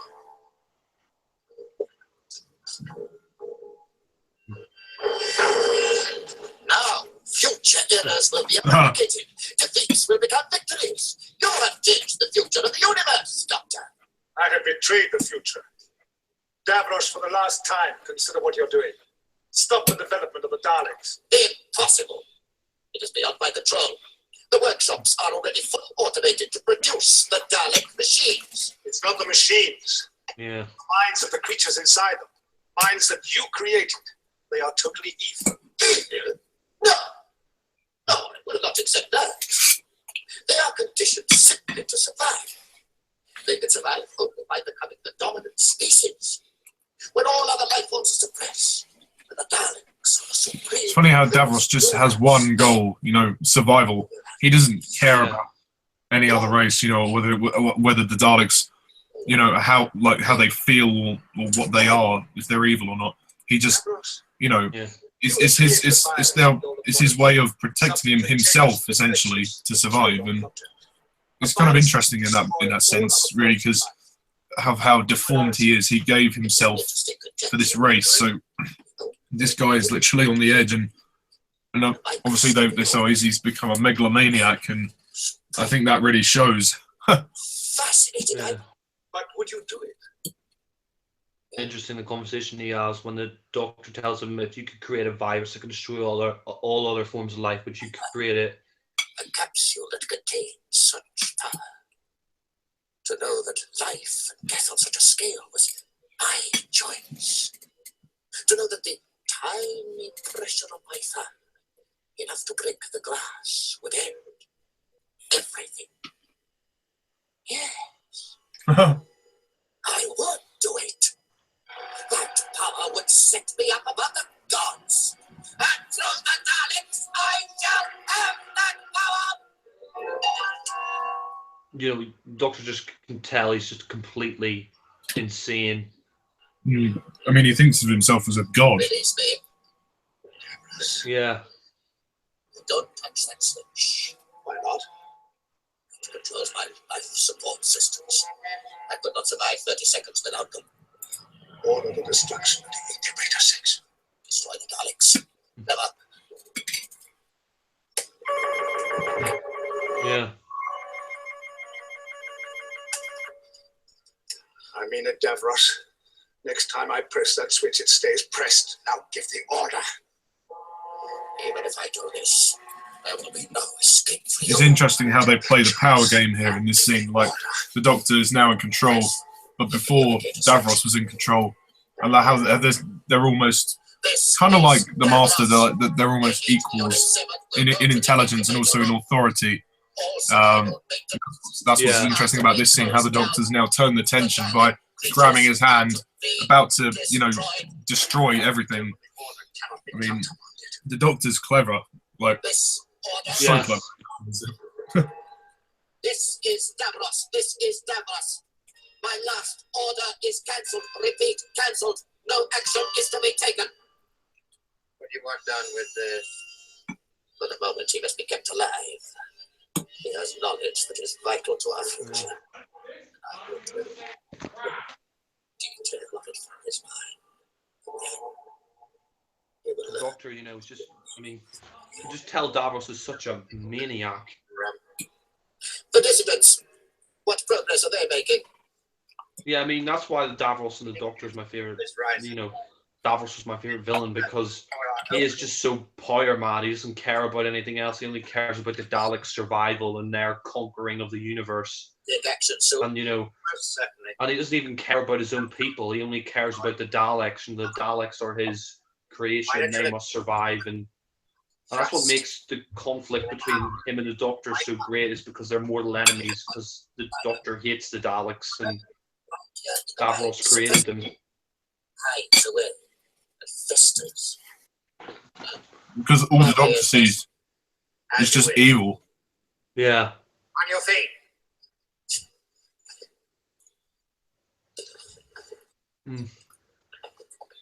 Get up. Yeah. All Dalek units. All Dalek units.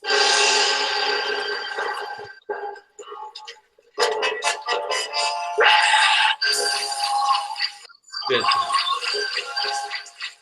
Huh. They do exaggerate the deaths a little bit. Yeah. Again, a nitpick. It is classic Doctor Who. Like, they do sometimes go over the top of the deaths. I suppose it might also be to, you know, make the effects look good, because maybe it was an issue with the effects. They can hold the effects for any longer or shorter, so they had to exaggerate the death. Yeah. Yeah, I think that's probably the reason. But I really like the look of the Daleks in the story. They look really good. Considering Yeah, that, of course, they're like Steve. actually the first model as well, because obviously in the timeline sense, this is when they were created. So as a first template, that's not bad. Yeah, I mean, they weren't actually the original Daleks in the show. When you first see them, looked a lot different. I mean, they were silver and the blue spheres, but I mean, because this is a creation story of the Daleks, you can have these Daleks, which they used in the 70s.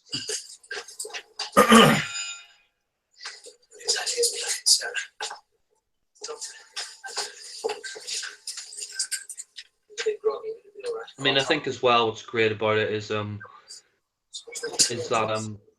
the scientists are now rebelling against Davros because they realize how much of a madman he is. Why hasn't he taken action against us? Perhaps because he knows it's futile.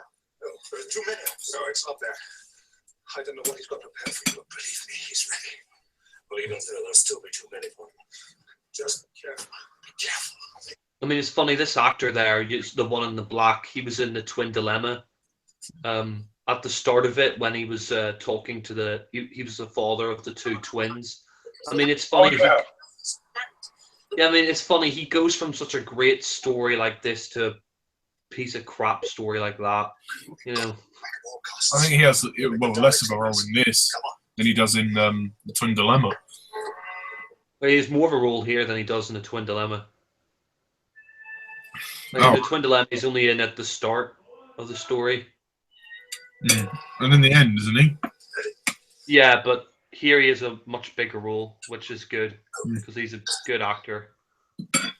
Disconsolate. Stay perfectly still. Take the weapons.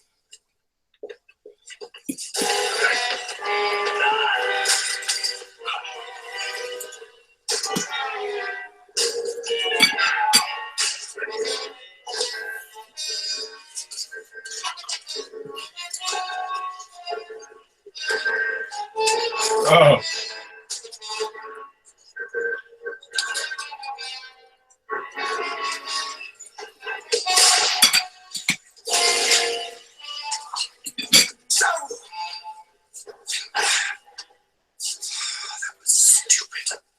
Stupid waste of life. Our intention has always been to make a bloodless revolution. Been enough of killing and violence. I'll take Yeah. it. Take him away. Yeah. He sounds a little bit camp, that god. Oh, this guy? The one that just said, "Oh, that was stupid." You know, take them and lock them up with the others. Yeah. I think he's posh, that's why. Yeah. Posh. Proves we've the backing of a good 80%. Good. What about the hardcore Daleks people? They've all been rounded up. We're winning. It was a damn stupid thing to do. Yeah. Finish it off. Yeah, Timothy Dalton. I could actually imagine him in this. Funny, he would later go on to be in Doctor Who in the End of Time for David Tennant's last story. I mean, I'm so glad. I mean, this bit's creepy here, the tapping that Davros is doing. Davros, they're taking The over. sort of It was the tick he has, the tapping. totally in control. Quite creepy. Do you hear me, Davros? Do you reckon Johnson's master got influence from that? Get me all to the Or what the... Yeah, the tapping, the rhythm. Maybe, I don't know. Maybe not. I think it's just a thing doing that tapping thing. It's for the same. I mean, Now what you're saying. even Nider starts to question him. I will command, and you will obey. You will do as I order. You know, the Daleks are like that, you know, I obey, you know, I obey. Tell them I submit and will listen to their demands. That is all. Yeah. We are admitting that we're beaten. That is what they will believe. You can always tell, like, Davros has a plan, you know, he's sort of, you know, he's like pretending he's surrendered so he can spring a trap on them, obviously. Funny, you see the look. I mean, I'm so glad Tom Baker was in this story, because I mean, I couldn't imagine Peter Davison or even Colin Baker in this story, because he wouldn't have had the acting range of Tom Baker. I mean, I think Davison would have been a bit of a wimp when it came to Davros, or, you know, Colin Baker would just be way over the top in those scenes. Yeah. Harry! Davros!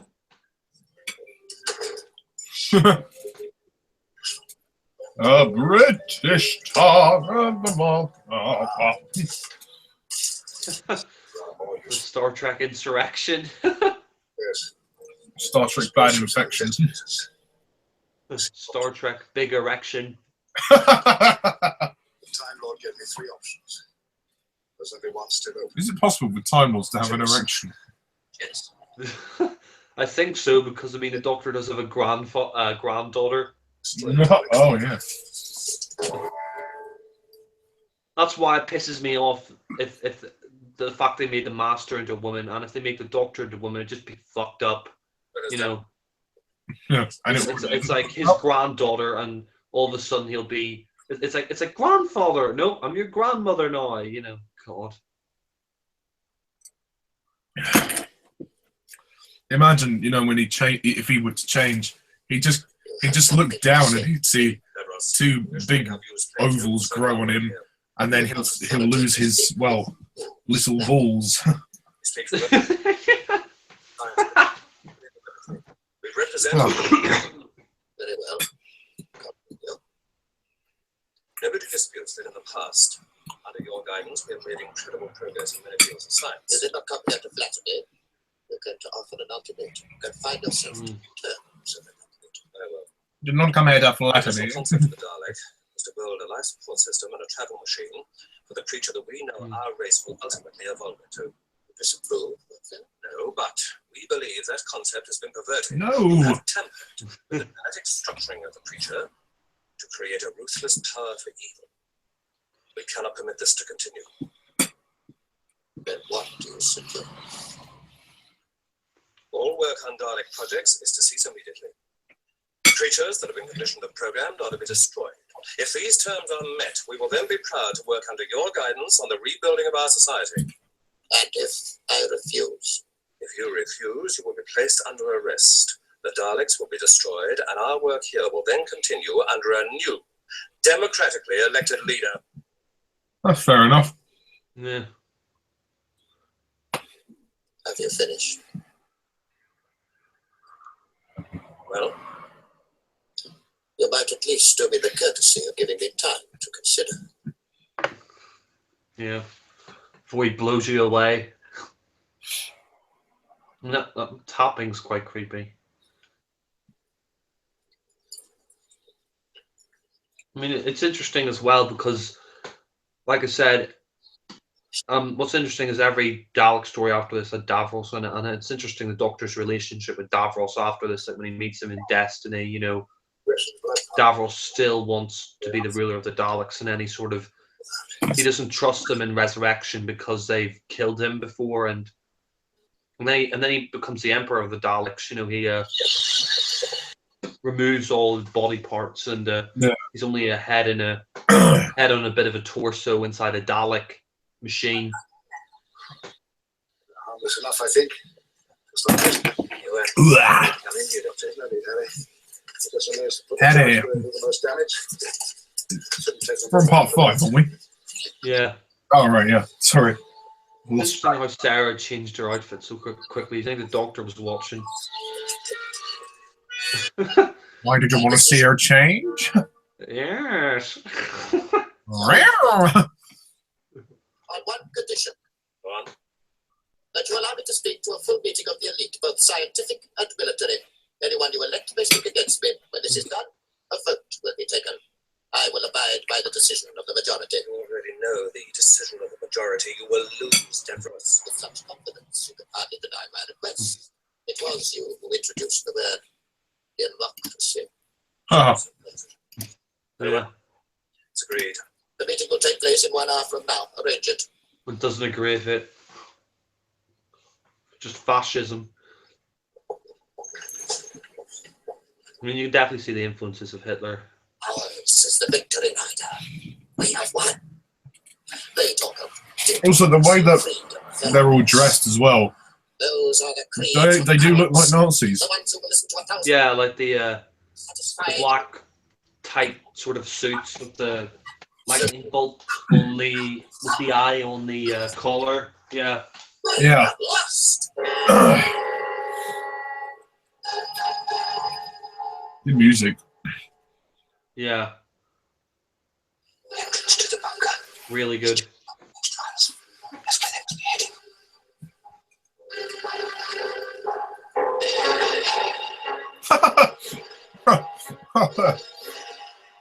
What's funny? I just thought that boy, no, not the boy, sorry, the tomboy, whatever, girl, whatever she is, when she just knelt up, she kind of opened her mouth really wide. It was just funny.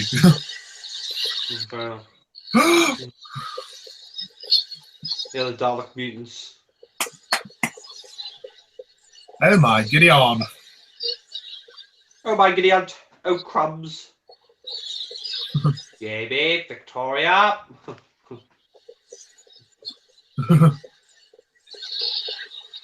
Imagine just Sylvester McCoy. Run, Ace, run! Run, Ace, run! Rice pudding. He actually says that in remembrance to the Daleks.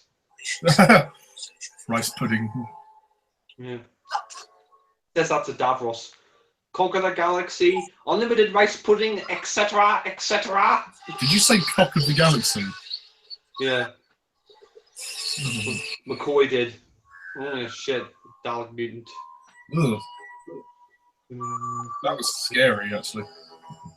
Yeah. Some great cliffhangers in these, I must say. Yeah. Don't That would know. have been a bad cliffhanger.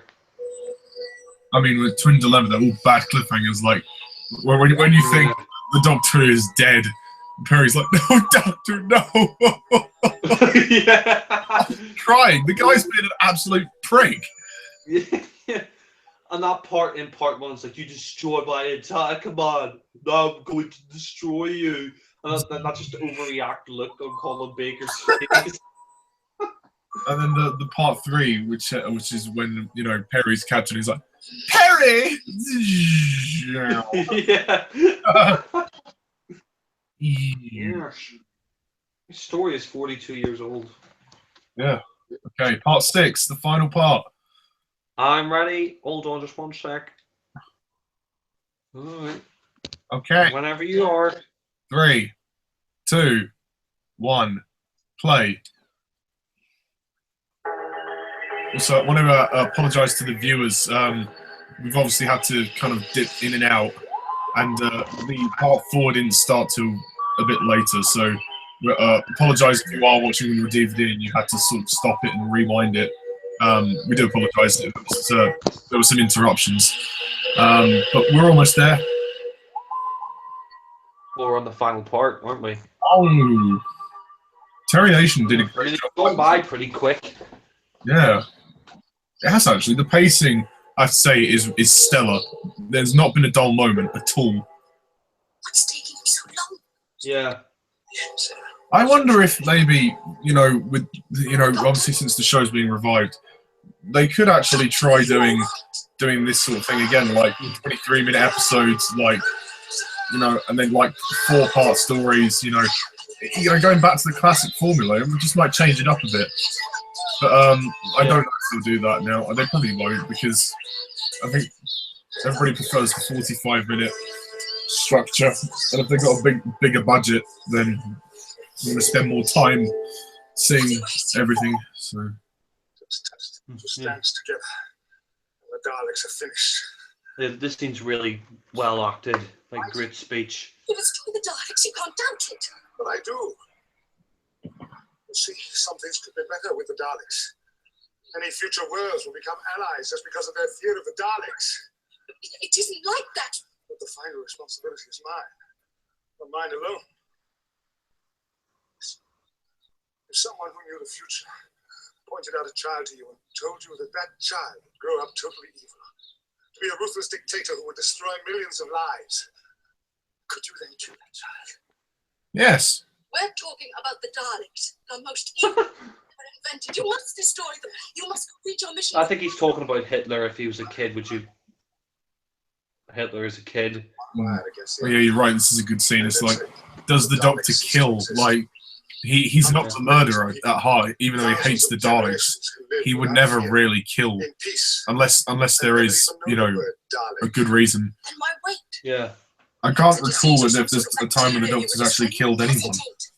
If I kill, Yeah. wipe out a whole intelligent life form, then I become like them. I'd be no better than the Daleks. Think of all Yeah. He doesn't want to commit genocide, even though they are the Daleks. They'll be everywhere for you. The Doctor would obviously believe that the universe has its call.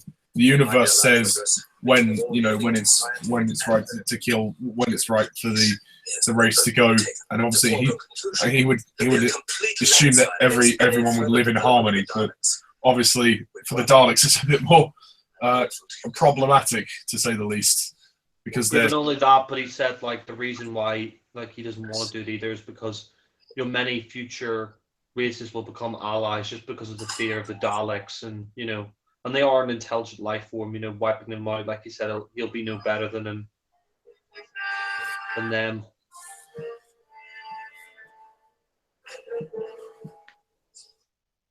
Everybody is here, Davros.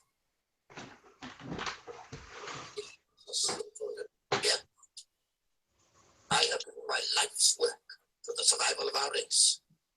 The travel machine I designed, the Dalek, will give the creature into which we will mutate its only possibility of continued existence. You have deviated from that intention. You have introduced genetic changes that will alter that mutation into a creature without morals and without ethics. I have introduced aggression, without which no race can survive. An aggression without a conscience. History will show that cooperation between different species is impossible. Yeah, right. Race must survive all others, and to do this, it must dominate ruthlessly. He just doesn't care, you know. Daleks can kill anyone. He doesn't give a shit. It's over. Yeah. The supreme victors shall be ours, the Daleks. He's all talk. I love this, so they're passing the screwdriver. Totally automated. Yeah. The Daleks. My favourite song is Screwdriver. I mean, the one from the new series is good, but the new one that they've got for Capaldi, I think is a bit too complicated. Any one of you Yeah, it's all right. I mean, I can see what they're trying to do, but then here, yeah, this one is quite simple and it looks cool, I think. destruct Yeah. button. Press it, The and you will destroy big this red button. and everything in it. Yeah. Will remain. It's kind of goofy, but it works. Press it and just you for will the wipe out our 70s. entire race. Destroy Yeah. them. Whatever. My children will do it. I know, it's kind of a cliche, big red button, but it works. Men without courage. Men You without have lost courage. your right to survive. That's a bit uncalled for. Yeah. Time Well, I mean, he's not a very nice chap, is he? for the line we needed. Wait a few minutes and check that everything is ready. You can just see him and Nider scheming away. You have heard Davros' case. What he has not made clear is that there is another way. There is no other way. The production of the Dalek can continue. It can destroy any genetically conditioned creatures and allow the mutation to follow its own course.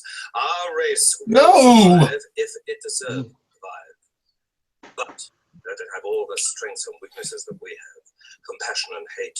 Let it do good things and evil. But we cannot let it become an unfeeling, heartless machine. That is our choice. Now, I love this because it really does beg the question of, you know, what is a Dalek? What should a Dalek be? Should it be this, you know, menacing, emotionless creature, or can it be something that's pure and, you know, has heart and has feeling? You know, and you know, I mean, this is all obviously stuff that, you know, leads to the Daleks and who they are. But it makes you wonder what would have happened if things hadn't have gone Davros' way, if the Daleks ended up being the good race, who were like loyal soldiers, you know, that obviously had feeling. I mean, it's a really interesting discussion. I think it adds a nice bit of tension, you know, because for all this time so far, the Doctor's always seen them as these evil creatures. So, you know, what if you could have a good Dalek? And I think it's a really interesting scenario. Would you agree? Yeah, I would, yeah. Like this scene here where he unleashes, you know, the Daleks coming is really good build up. You know, Davros won't have any of this. He won't have any of this. He wants the Daleks to just destroy and, you know, and be emotionless. I mean, it does add something to the Daleks because, I mean, like, why can't the Daleks be good? You know, why can't they be? Why do they have to just destroy everything? And, you know, you know, I think the script here by Terry Nation is really good. I mean, he created the Daleks and wrote the first Dalek story, and I think after this one, Destiny of the Daleks was the last Dalek story he wrote before stopped writing them, and some other writers wrote them in the Daleks in the 80s, but yeah. I don't really understand the point of these characters. I know they're obviously sort of like military, part of the resistance or something, but they don't really do much. Is that just me, or like what relevance do they I mean, have? I think the reason why they're there is because they realize what the Daleks are like, so you know they want to destroy the Daleks before they can cause havoc, and that's the reason Yeah. they're there. It's like they're like a military force to Thals that they want to destroy the Daleks, before they can kill everyone else on the planet.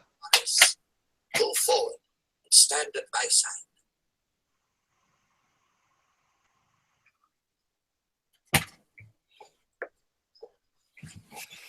No more. Vamos, a little bit later. Now I wonder where Nida's going at such a crucial moment. I think we ought to find out.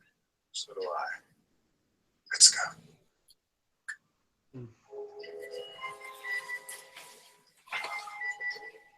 Ramos, I saved your life once. In your chest is a tiny instrument which I designed. It keeps your heart beating.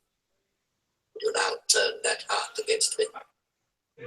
Davros built him a sort of like pacemaker. Mm.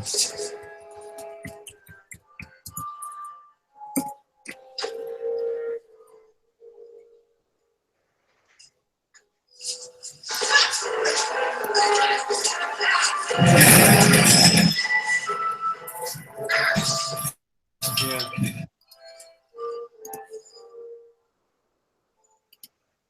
Now where are you going in such a hurry? Davros is lost. I am getting away while I can. Oh. Somehow that just doesn't ring true. Why didn't you just join the other side? Now that's a good question. Do you have a good answer? Evidently not. Well, then let's try something else. That tape recording you took, where is it? It's put away in a safe in Davros's office. Oh, Davros is a safe. Down here. That's cute. Yeah.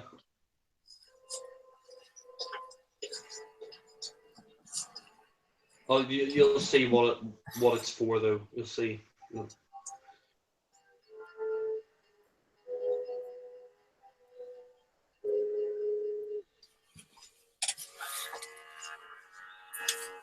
I like the look of the Dalek City, the sort of whole metal look, Yeah. the metal corridors and all that. Like everything's like it's all it all matches really well. It's not overcomplicated. It's just very simplistic. It's just metal, and I think Yeah.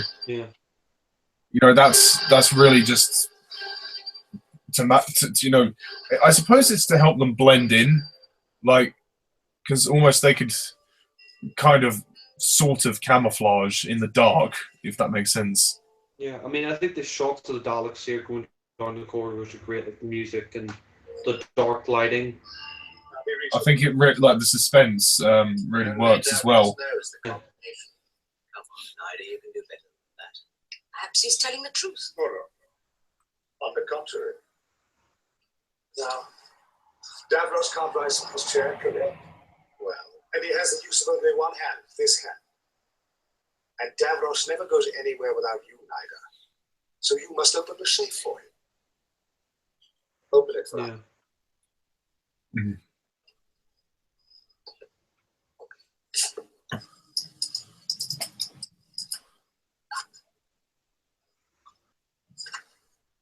Thank you. Huh. Now let's just... Tapes.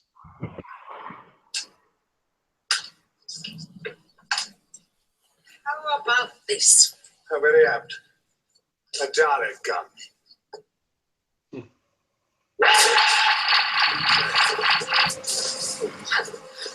Yeah.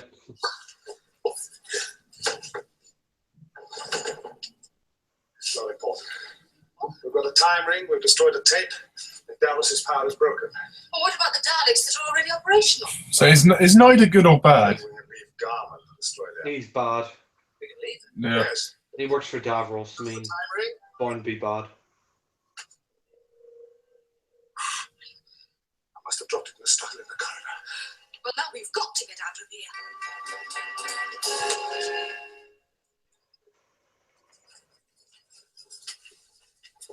How many more charges to go? Only 4 more. Won't take long. It doesn't give them much time.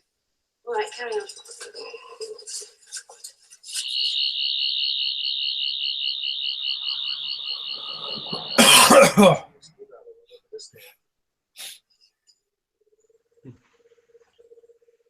Surprised how he's managed to keep his suit so clean.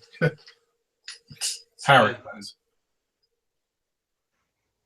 Why is it going on so long? It's out of character for Davros to submit quite so easily. This is your last chance. Move to join me now. Or suffer the consequences. Why don't you just accept the fact that you have lost? It's over for you, Davros.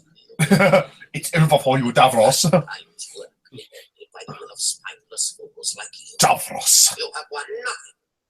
I allowed this charade to be played out for one reason only. To find those men who were truly loyal to me. And to discover those who would betray me.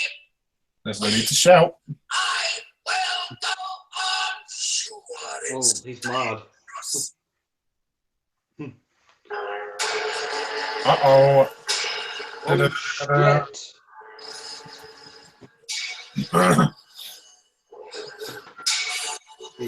Quite a few Daleks. It's funny how they put all of the scientists in white and all of the Daleks in, like, silver.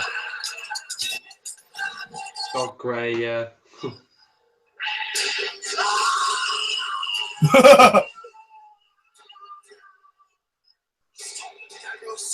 You must stop them.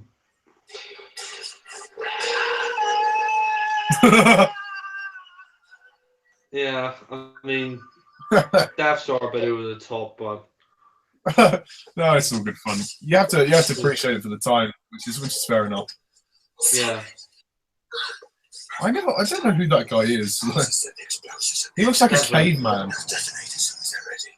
He's one of the Mutos, Oh right. remember? Oh yeah, sorry, I haven't seen them for a while, so. Yeah, no, that guy looks like he was dressed like a caveman, but fair enough. Well, he's been mutated and left in the wasteland, so he probably is sort of caveman. Whoa! Run away! Daleks.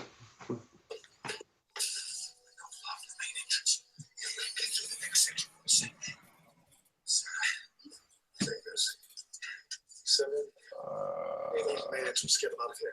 Oh, what are you going to do? I'm going back to the incubator room. This time I'm going to blow it up. Let us come with me. No, get out of here. Hurry. Go on.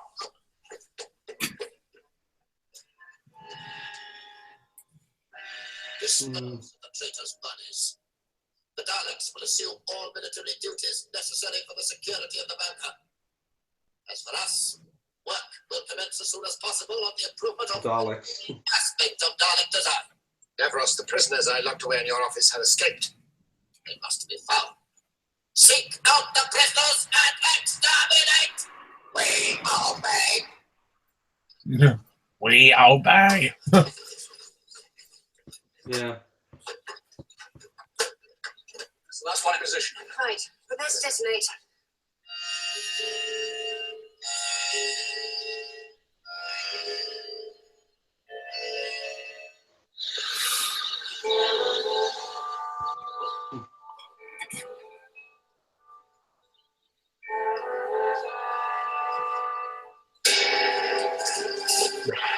Yeah.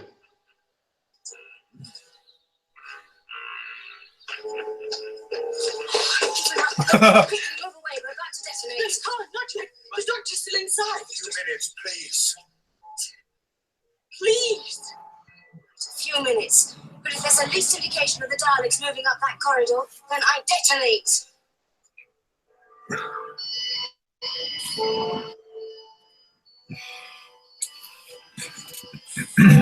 I love how throughout all 6 parts there's been a constant tension.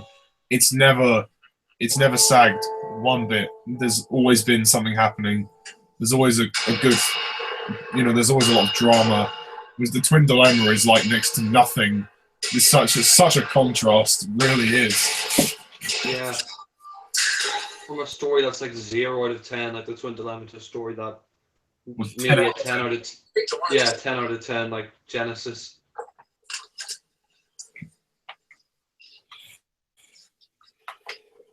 Send a patrol of Daleks to the main entrance. This will remain an area of maximum security. I obey. That's it, I can't wait any longer. Some of you get those doors closed. rest of you, move away. One moment, please. I'm sorry.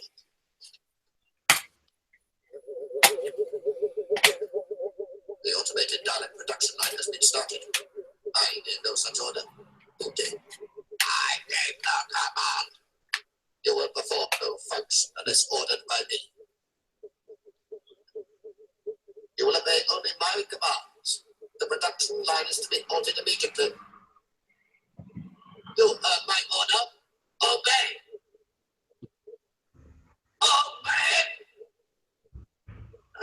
Obey. Already starting to betray him.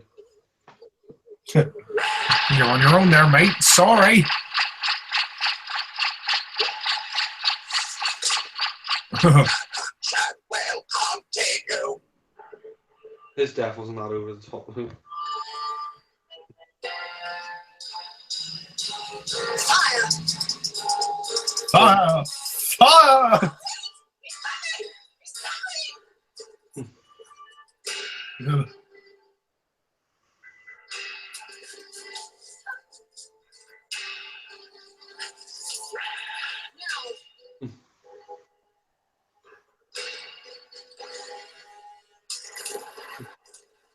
Yeah.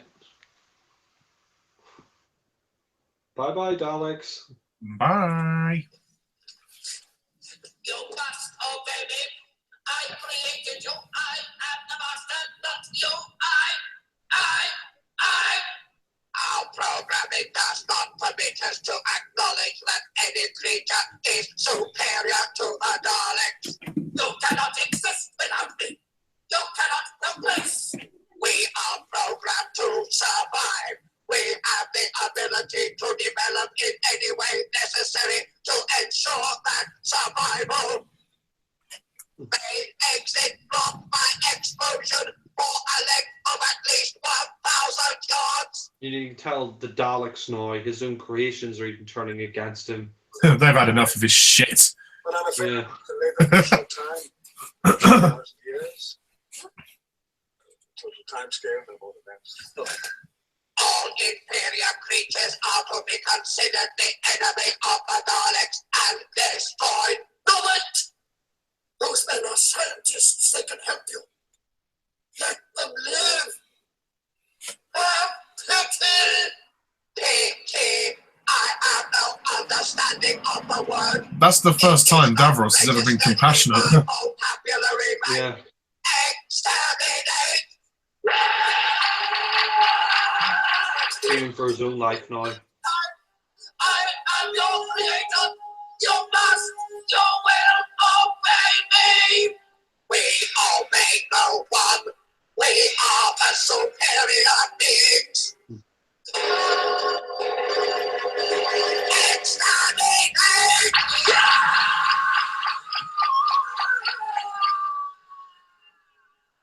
We are a tone that we live on. This is only the beginning. We will prepare. We will grow stronger. When the time is right, we will emerge and take our rightful place as the supreme power of the universe. Good shot. Bye, better. Thank you, sir. Bye. Thank you. Hands on the time ring. You don't seem too disappointed. Failed. Haven't we? Failed? No, not really. You see, I know that although the Daleks will create havoc and destruction for millions of years, I know also that out of their evil must come something good.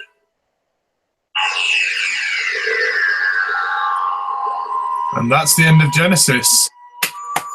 Yeah. Bravo. Fantastic. No sarcastic clapping this time. No, absolutely brilliant. It was. It didn't feel very long actually. 6 parts. Yeah. 2.5 hours. Didn't really feel like that. I know we had some interruptions and delays, but it didn't compromise it for me. Yeah. Same. I can tell why this is voted the #1 Doctor Who story. Yeah. The only thing I is, mean, did they actually exterminate Davros, or did he get away? no, that they killed him, but he comes back in Destiny because he had like a backup. Like as soon as they killed him, he had like a backup switch that regenerated his tissue, so he survived. But no, I mean, I thought that was great. I mean, I think Genesis of the Daleks is one of my favorite Doctor Who stories. I mean, it was the first Doctor Who classic story I ever saw, and I think Tom Baker and the whole cast are brilliant, like Davros and Michael Wisher as Davros and Sarah Jane, Elizabeth Sladen as Sarah Jane Smith, and Ian Martyr as Harry Sullivan. You know, they all give great performances. And it's a story by Terry Nation. And it's fantastically directed as well. It's a very dark story, and it's just it looks production wise, it just looks great. Yeah, I mean, 1975, so it was 42 years ago, but still holds up. And David Maloney directed it really great. Also directed another Doctor Who story, my favorite one, Deadly Assassin. I think he directed a year later, which is another brilliant story. Where the Doctor meets the Master in his final incarnation, and he doesn't have a companion, and he's back on Gallifrey, and he's been framed for the Time Lord President's assassination. Oh wow! Yeah. Yeah, no, that was really good. Watching Genesis, it was very interesting. And thank you guys for watching as well and listening. What do you think of Genesis of the Daleks? Please comment down below. Let us know. Stay tuned for future audio commentaries. We will at some point do Aliens of London and World War III, as it's sentimental value, that one. And also stay tuned for the Hangouts as well. Is there anything you want to say, Jack, before we close off? Not much, just thanks for listening, and yeah, hopefully we'll do another one on Aliens of London and World War III, and maybe next time or soon we can do a commentary and a view to a kill. Yeah. Well, that's it, guys. So thank you all for watching and listening. And as always, I'm MrTardis11, and this is The Watcher. See ya.